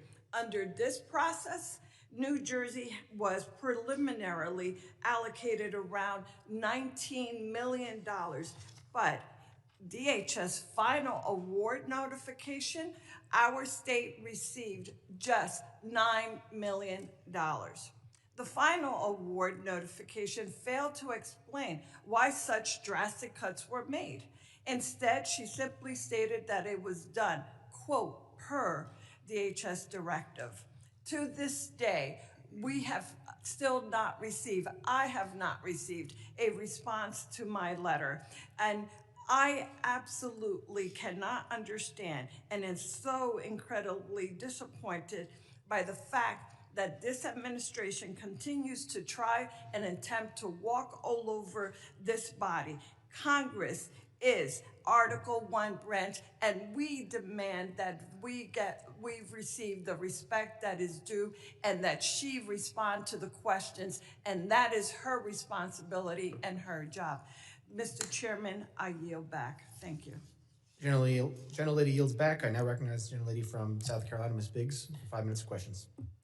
Thank you, Mr. Chairman, and thank you to the witnesses for being here today. I know you have a really difficult job. I want to take a moment just to highlight the fantastic work of the Homeland Security Advisory Council. I think when I say this, I speak on behalf of our entire South Carolina delegation when I say that I'm pleased to see South Carolina's own Governor Henry McMaster appointed to chair the HSAC. Since its inception in 2002, the Council's mission has been to offer the department real-time advice across the whole spectrum of security issues, and I think this is especially critical for a state like mine in South Carolina, where we face everything from severe weather events such as Hurricane Helene to major port security and cyber security concerns. But I'll move on, and I would like to direct this statement to Director Kent. China is and has been for quite some time the primary great power competitor to the U.S. I think some of my colleagues have already established that today. And I think we've identified the pacing challenge for our national security strategies. Chinese companies have made land acquisitions near sensitive military sites in the U.S., and Chinese researchers have engaged in espionage and intellectual property theft. Chinese national encounters at our northern and southern borders surged in fiscal year 24, and China remains the primary supplier of precursor chemicals contributing to American overdose deaths.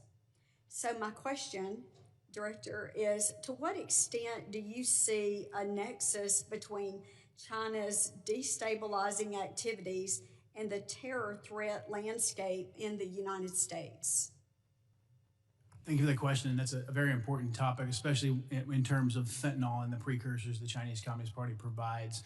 Working directly with the cartels, we have agents of the Chinese Communist Party, some directly affiliated and some indirectly affiliated, that are working with the cartels to continue to change essentially the recipe of the fentanyl. Because as we designate these different precursors and they kind of fall off the market or become more regulated, these advanced chemists will then come into play, and they're the ones that provide the new ingredients, the new ways to manufacture fentanyl that kills American citizens. So this is something that we're looking at, in particular, the relationship between these Chinese actors and the Mexican drug cartels. Well, thank you so much. And sir, if you have any additional information, I'd be happy to hear. Yes, ma'am. Thanks for the opportunity. I think to your question is, if our country is destabilized, it creates a lot of vulnerabilities for us. And whether it be the fentanyl is what you're talking about here, it could definitely affect our national security. Regarding the fentanyl, one thing Director Patel recently did is we've recognized the challenge that fentanyl faces in the United States. And instead of continuing to address the symptom, look at the root of the problem. He recently went over to China, met with his counterparts in MSP, and they agreed to put 13 precursor chemicals on an export control list. And if we can prevent the chemicals and the precursors coming to the United States or into the, Mexico or anyone that puts together the fentanyl that comes into the United States, that can have a greater effect to reduce that threat to the United States. Well, thank you so much, and I appreciate you being here and hope you realize how important your work is. And I know the district, my 3rd district of South Carolina, is counting on you to continue that hard work. I yield back, sir. Gentlelady yields back. I now recognize the gentleman from Virginia, Ms. Walkinshaw, for 5 minutes of questions. Thank you, Mr. Chairman. I regret that Secretary Noem tapped out after 2 hours, but nonetheless, I want to focus on an issue that I think is really important. The misuse of taxpayer funds and the steering of DHS funds to politically connected firms tied to the Secretary's office, while hiding that activity from the American people.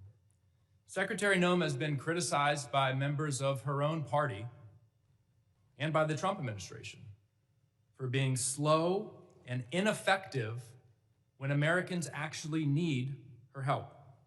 Republican Senator Tom Tillis said she was, quote, slow off the mark in getting disaster aid out the door.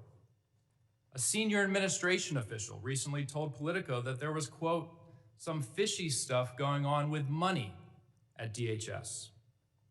And the veto authority she handed to Corey Lewandowski over contracts and grants has delayed life-saving resources after disasters. So when it comes to helping disaster victims, she's been slow and ineffective. But when it came to spending money on her own image and then funneling that money to her friends and her political allies, she moved with remarkable speed. According to reporting by ProPublica, DHS obligated $220 million for an advertising campaign featuring her in staged, phony border imagery and featuring pictures of President Trump's private properties.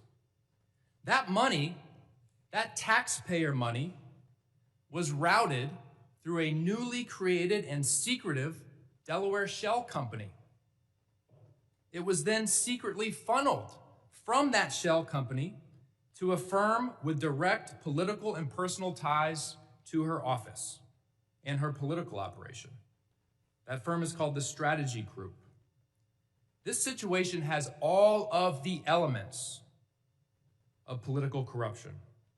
First, she invoked emergency authority to bypass competitive bidding. Second, she concealed the true destination of the money by routing it through a shell company, a red flag in any corruption investigation. Third, the firm that actually did the work, that filmed her attempting to herd cattle, has documented political and personal ties to the Secretary and her senior leadership. Fourth, her directive requiring personal approval of all contracts over $100,000 concentrated power in the hands of the very people tied to the firm that secretly received the work, her and Mr. Lewandowski. At the exact time this contract was executed, DHS was diverting investigators and resources away from child exploitation, away from child trafficking, away from illegal gun smuggling, yet somehow she found nearly $250 million to promote herself, and the money flowed to her political allies. A federal contracting law expert, quoted in ProPublica, summarized it plainly. It's corrupt is the word. That's what I would have liked to ask the Secretary about today. I would have asked if she personally approved the money that flowed to her political and personal allies. I would have asked if whether when she was governor of South Dakota in 2023 and the same firm got $8.5 million of taxpayer money, whether she steered the money to them. Because an official in her administration said she did. That's what I would have asked her. But she had to leave early. Mr. Glasheen, are you familiar with the Proud Boys? I'm familiar with the name, yeah, Proud Boys. Okay. Does the FBI still designate the Proud Boys as an extremist organization? They did in 2018 in President Trump's first term. We are in the process right now of changing our categories for domestic terrorism. So they're no longer designated as an extremist organization. The FBI designated them an extremist organization in 2018. Has that changed? I'm not aware that they did that. It's all over the media, sir. It's widely reported. Can you get back to me on that? Sure will. All right, thank you. Gentleman yields back. I now recognize gentleman from North Carolina who's not for 5 minutes of questions. Thank you, Mr. Chairman. Before I go into my line of questioning, it's worth notice that the previous administration labeled Catholic churches and charities as domestic terrorists, and there was no outrage about that from the other side of the aisle. But regards to today's hearing, threats that currently face the country, we have millions of people in this country right now who will harm the country either with specific intent or by natural effect. There's a refusal to assimilate. There's a disdain for Western values. There's even a disdain for this country. We've seen it recently in the unfortunate but staggering case that we've become aware of in Minnesota. Somalian groups who have come here to defraud the United States to the tune of billions of dollars, submitting fake invoices, at least motivated in part for personal enrichment, and then to fund terrorist groups back home, our adversaries. And one of the points that I find most disgraceful from the other side of the aisle, they would rather talk about Secretary Noem rather than these threats that we are trying to combat. And they also say that this is strictly a race issue. That's a disgusting accusation. From my experience in law enforcement, there were people from all over the world who exploited the open border policies or weak legal immigration policies to come here, whether they were from Eastern Europe, China, Russia, the Middle East, Northern Africa, Pacific Islands, and of course, South America. It's a full world problem that is operating inside of our borders. So, Mr. Kent, let me just start with you. How can we programmatically identify, again, these threats that arrive at the point of millions of people who are here specifically harming the country? So right now we're in the triage phase. We've already identified 18,000 individuals who have ties to known suspected terrorists and terrorist organizations. So we're starting with them, working with DHS and the FBI to locate and deport them. But as you pointed out, it is a much bigger problem. We've had 2 to 2.7 million folks from Muslim countries, Muslim regions that have come into the country under Biden with minimum to no vetting. Well, I asked you the question, how do you vet someone that doesn't come from a functioning country? Exactly. You simply can't. That's why prior to the Biden administration, these individuals, even ones who wanted to claim asylum, they had to go to the first safe third country. And it would take 18 months to 2 years to properly vet them. Biden threw all of that out the window. We were assured by Secretary Noem's predecessor that every Afghani refugee who came in under the asylum program was thoroughly vetted. Was that true? That was a lie. Any of those individuals who were vetted, such as the terrorists in DC, they were vetted under a war zone standard to see if they could serve as a soldier or as a guard or a cook or something like that, to see if they posed a threat to us tactically in Afghanistan or Iraq, but not to be our neighbors. Two completely different systems of vetting. The Biden administration used the tactical vetting as a ruse to get millions of people into And then once they were here, we have eyewitness testimony that they were deployed to military bases and then picked up by people who were already in the country, never to be seen again. Is that consistent with what you've seen in your current position? Absolutely. We're having a hard time running down where a lot of these individuals are. That's why we haven't been able to locate and deport all of them rapidly. What tools can we assist you with in identifying these self-radicalizing circles who are inside the country currently? One thing that I want to be sure that the people who are watching this know is that the shooter who committed the act of terrorism against the 2 National Guard members, he was radicalized here. Yeah. How are we going to identify, again, the people who are inside of our own borders, empowering our enemies to commit harm inside this country?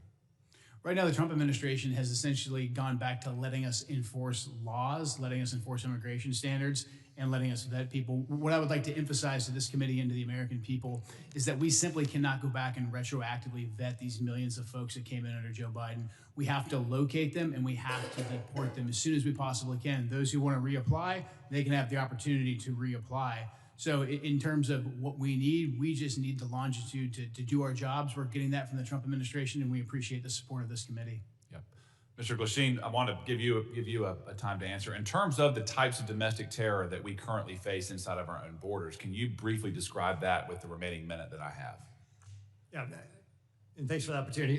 I want to make very clear, I know the question came up earlier about designating the problems. The FBI doesn't designate domestic terror groups. We don't do that. That wasn't a serious line of questions. We investigate people. Yes.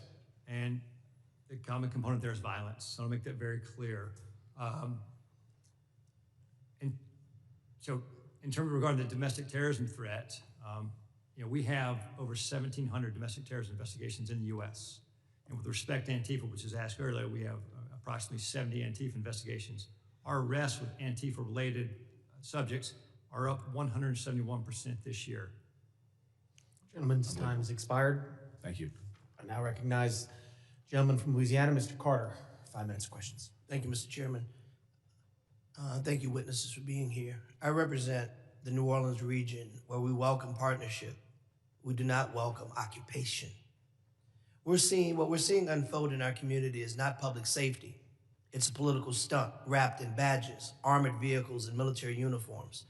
ICE and Border Patrol agents have descended into our community with no transparency and no meaningful coordination with local officials. The militarized forces who are not trained in our local laws, not trained in community-based de-escalation, and do not know our neighborhoods or our people. This is a recipe for disaster, confusion, and dangerous mistakes. Our communities are not a stage for political theater. If this administration wants to partner, then act like it. Share the plan, respect local law, and work with us, not around us.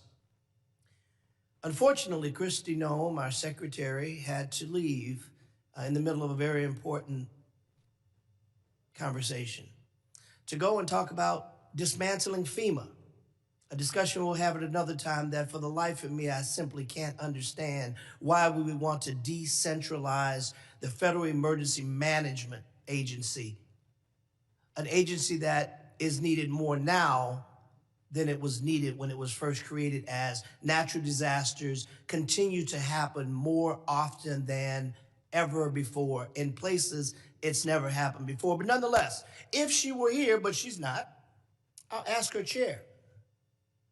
Secretary Noem, I recently stood with local elected leaders from the city of New Orleans and our mayor-elect, Helena Moreno, as they urged DHS agents to commit to transparency, due process protections, identifiable federal agents, safeguards against discriminatory enforcement, and humanitarian protections. I would ask her if she were here, but she isn't. Ma'am, will you commit your department to uphold these values during the current operation in Louisiana? Apparently they aren't doing that, but because I know both of you are capable of answering this question and are in fact civil servants that have demonstrated in your career that you do understand transparency, that you do understand the Constitution. So I'll ask you the question, do you think this request from our mayor-elect in New Orleans is a reasonable one? Is it reasonable to ask that agents commit to transparency, due process protections, identifiable agents, and safeguards against discriminatory enforcements? Yes or no? Do you think that's a reasonable ask? Yes or no? Is that reasonable? Sounds reasonable, yeah. Thank you. Do you think it's reasonable, sir? Sounds reasonable. Thank you.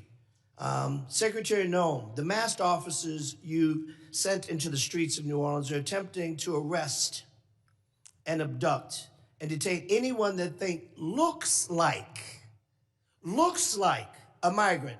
I got to ask the question, what does a migrant look like? Do you know what a migrant looks like, sir? Yes. Can you define what a migrant looks like to you? I cannot. Thank you. Can you tell me what you think a migrant looks like?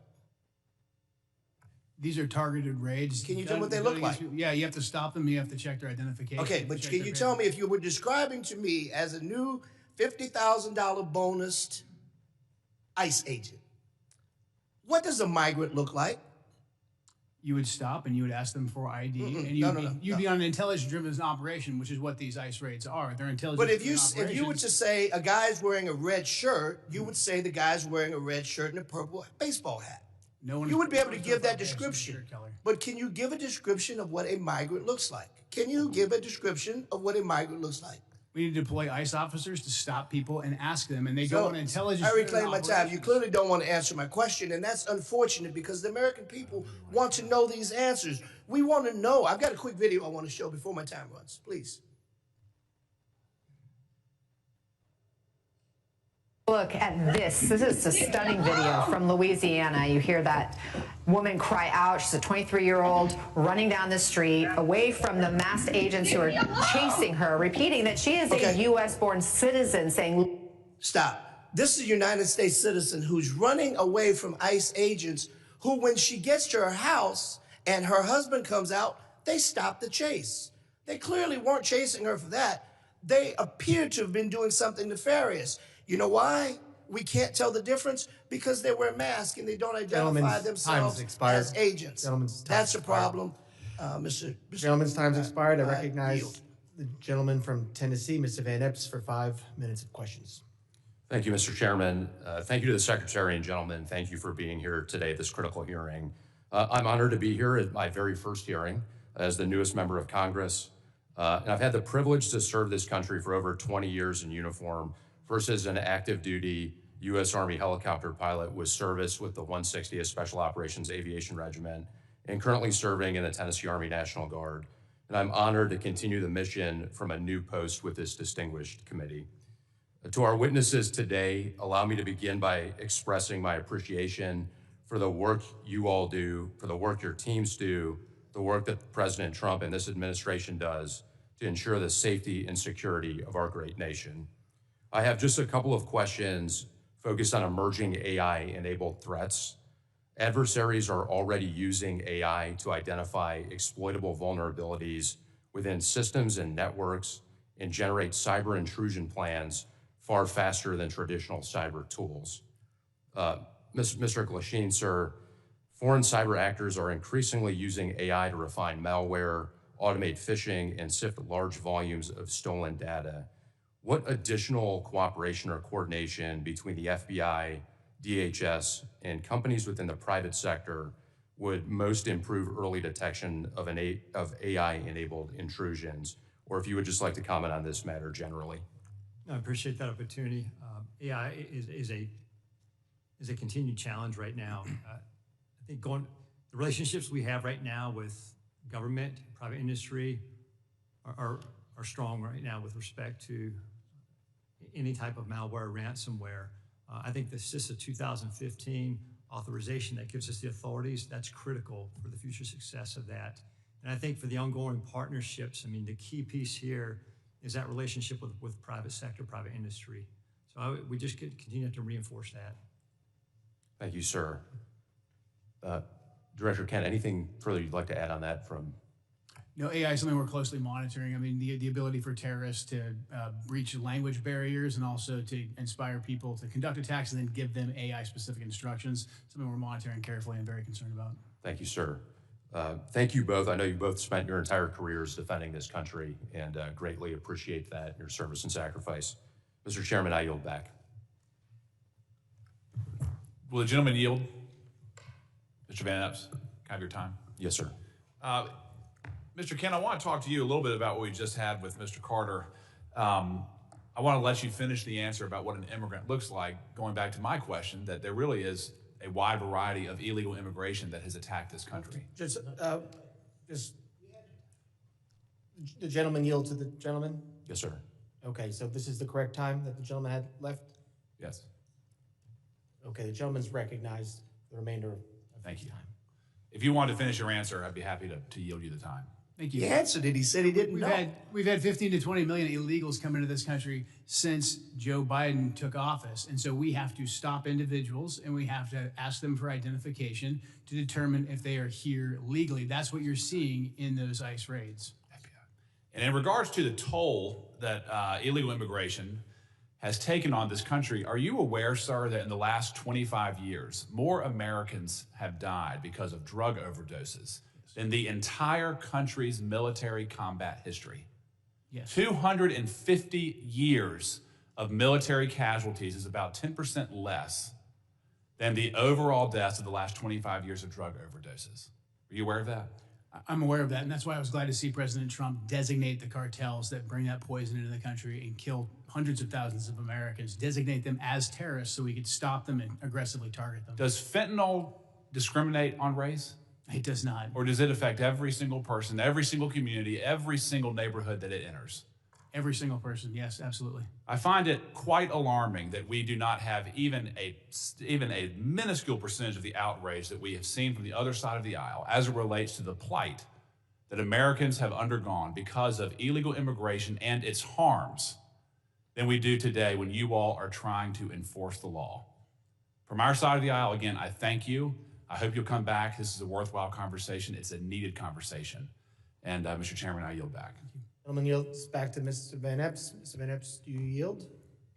Mr. Chairman, I yield.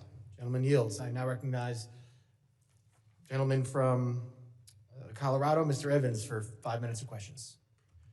Thank you, Mr. Chairman. Thank you to the ranking member, of course, for this important conversation today. Thank you for the witnesses for taking your time to come and speak to us about these things. And first, I just want to commend everyone that's working in the Department of Homeland Security, in law enforcement and border security, for all of the work that you've done to keep our country safe, keep our states safe, keep our community safe. I spent 10 years as a police officer in the Denver metro area. I was in the U.S. Army and the Colorado Army National Guard for 12 years to include a combat deployment overseas to the Middle East as part of the global war on terror.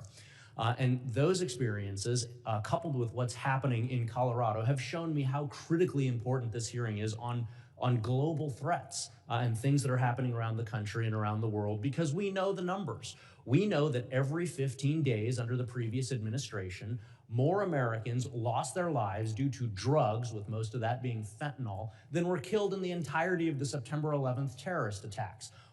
Somewhere around 400,000 Americans died under the previous administration as a result of the poison that's coming into our communities from these cartels, these organized criminals, these foreign terrorist organizations, and again, killing more people than Al-Qaeda could have ever dreamed of killing on American soil. And I saw it as a cop, I saw it as a soldier, and so I'm incredibly thankful for all of the work that's been done to secure our border and to crush these cartels, these criminals, these terrorist organizations.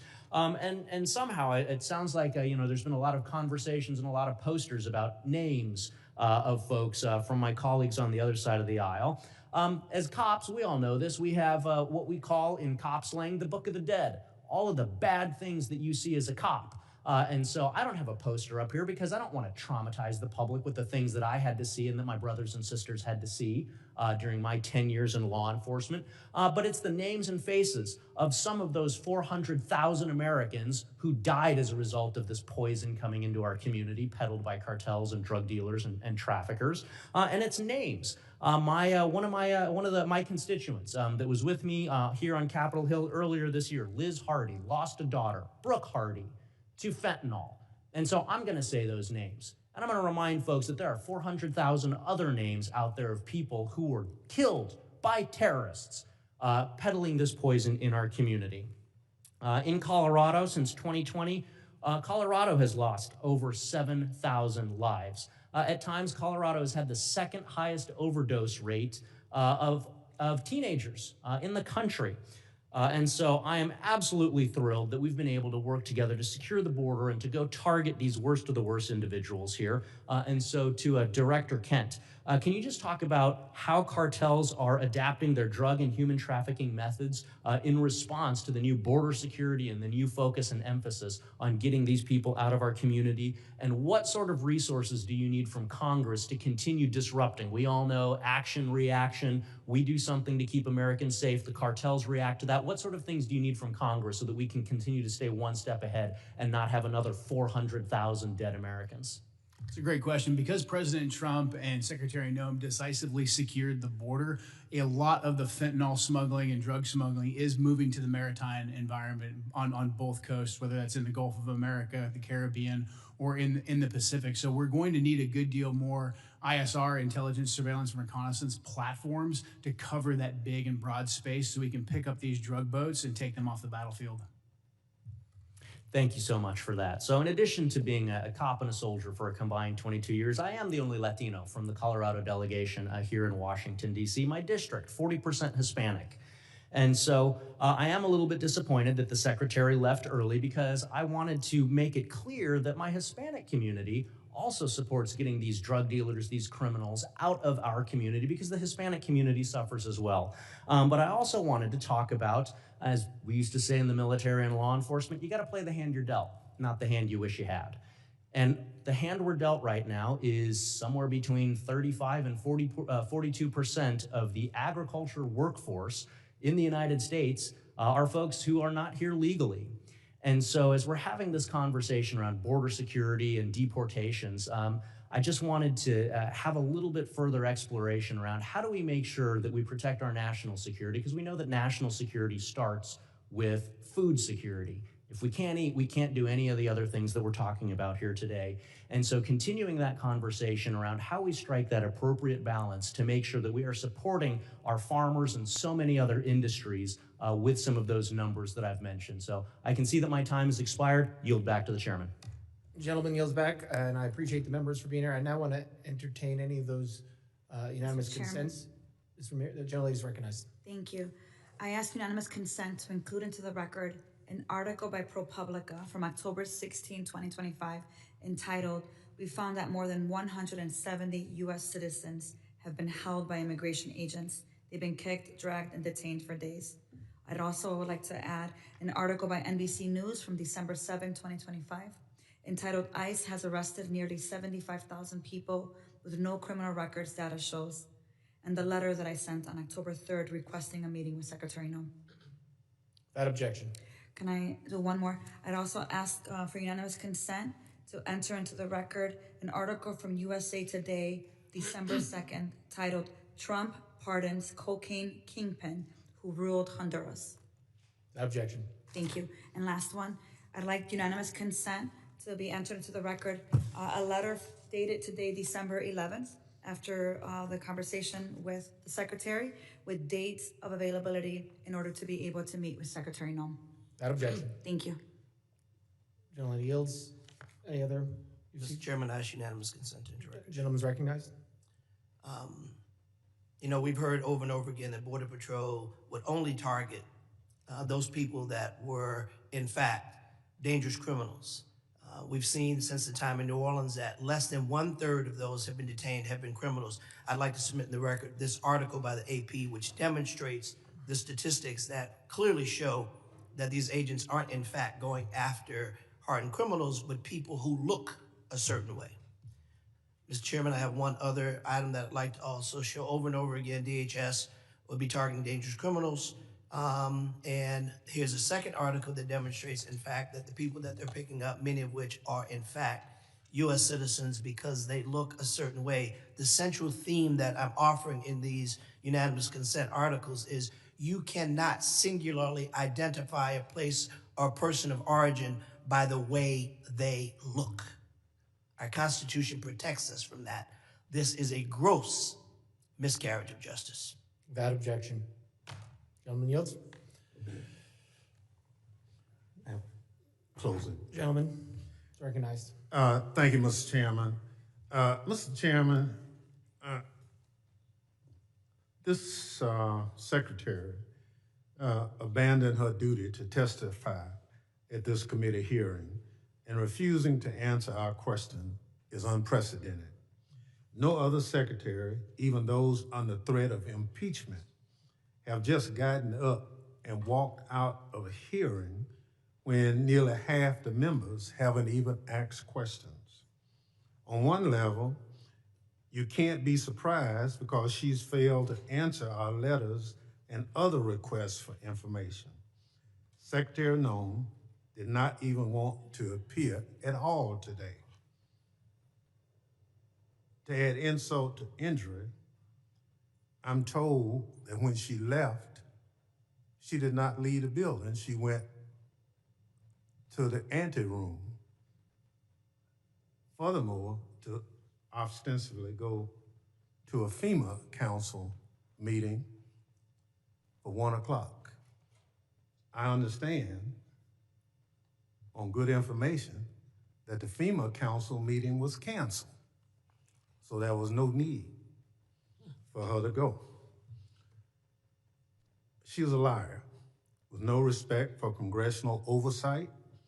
She joined FBI Director Kash Patel in telling the U.S. House Committee on Homeland Security to pound sand by getting up and walking out in the middle of the hearing.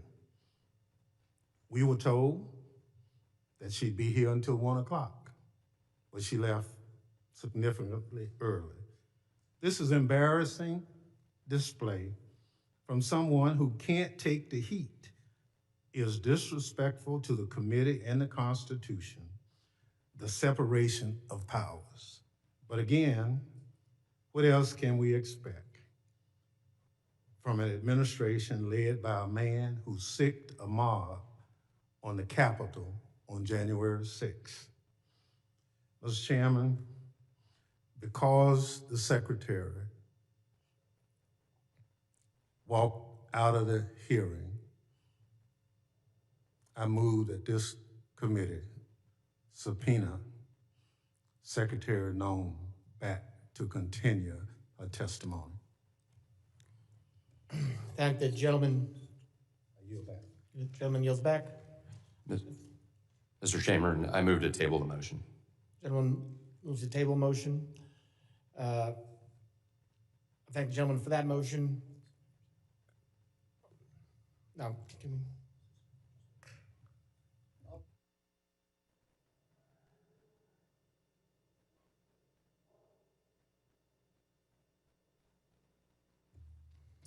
The hearing has ended.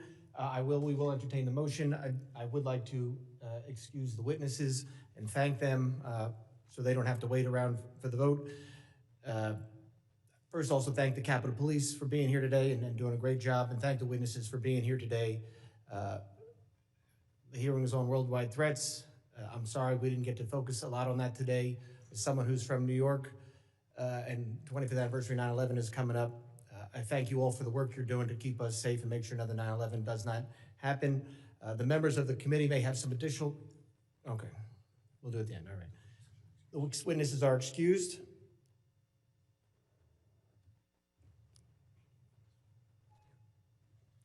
And on the motion to table, all those in favor say aye.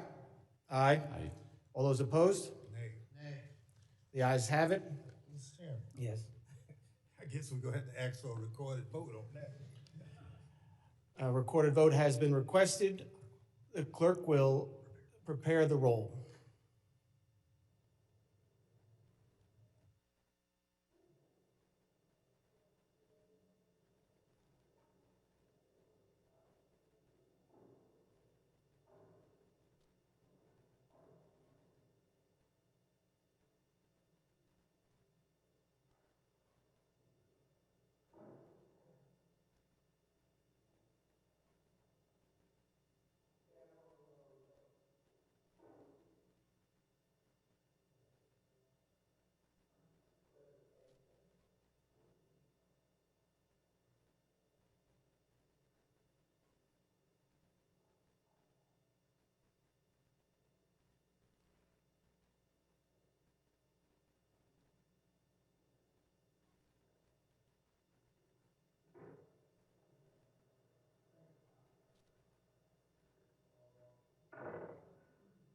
Mr. Chairman, can I just have a point of personal privilege, ask you a question?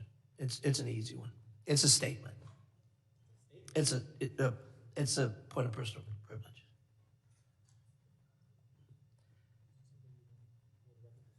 Yeah, I do. I'll be very brief. And this is bipartisan. I promise you. I think the fact that the secretary left prematurely is not only a disrespect to you as chair, but to the entire body. I think the fact that this secretary, at your request, and the hurdles you had to go through to get her here, to leave prematurely for a meeting that was canceled, that really did not hold the weight that she suggested because it never happened.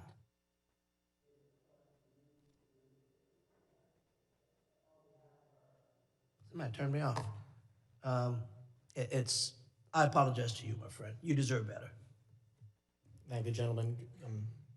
Yield back.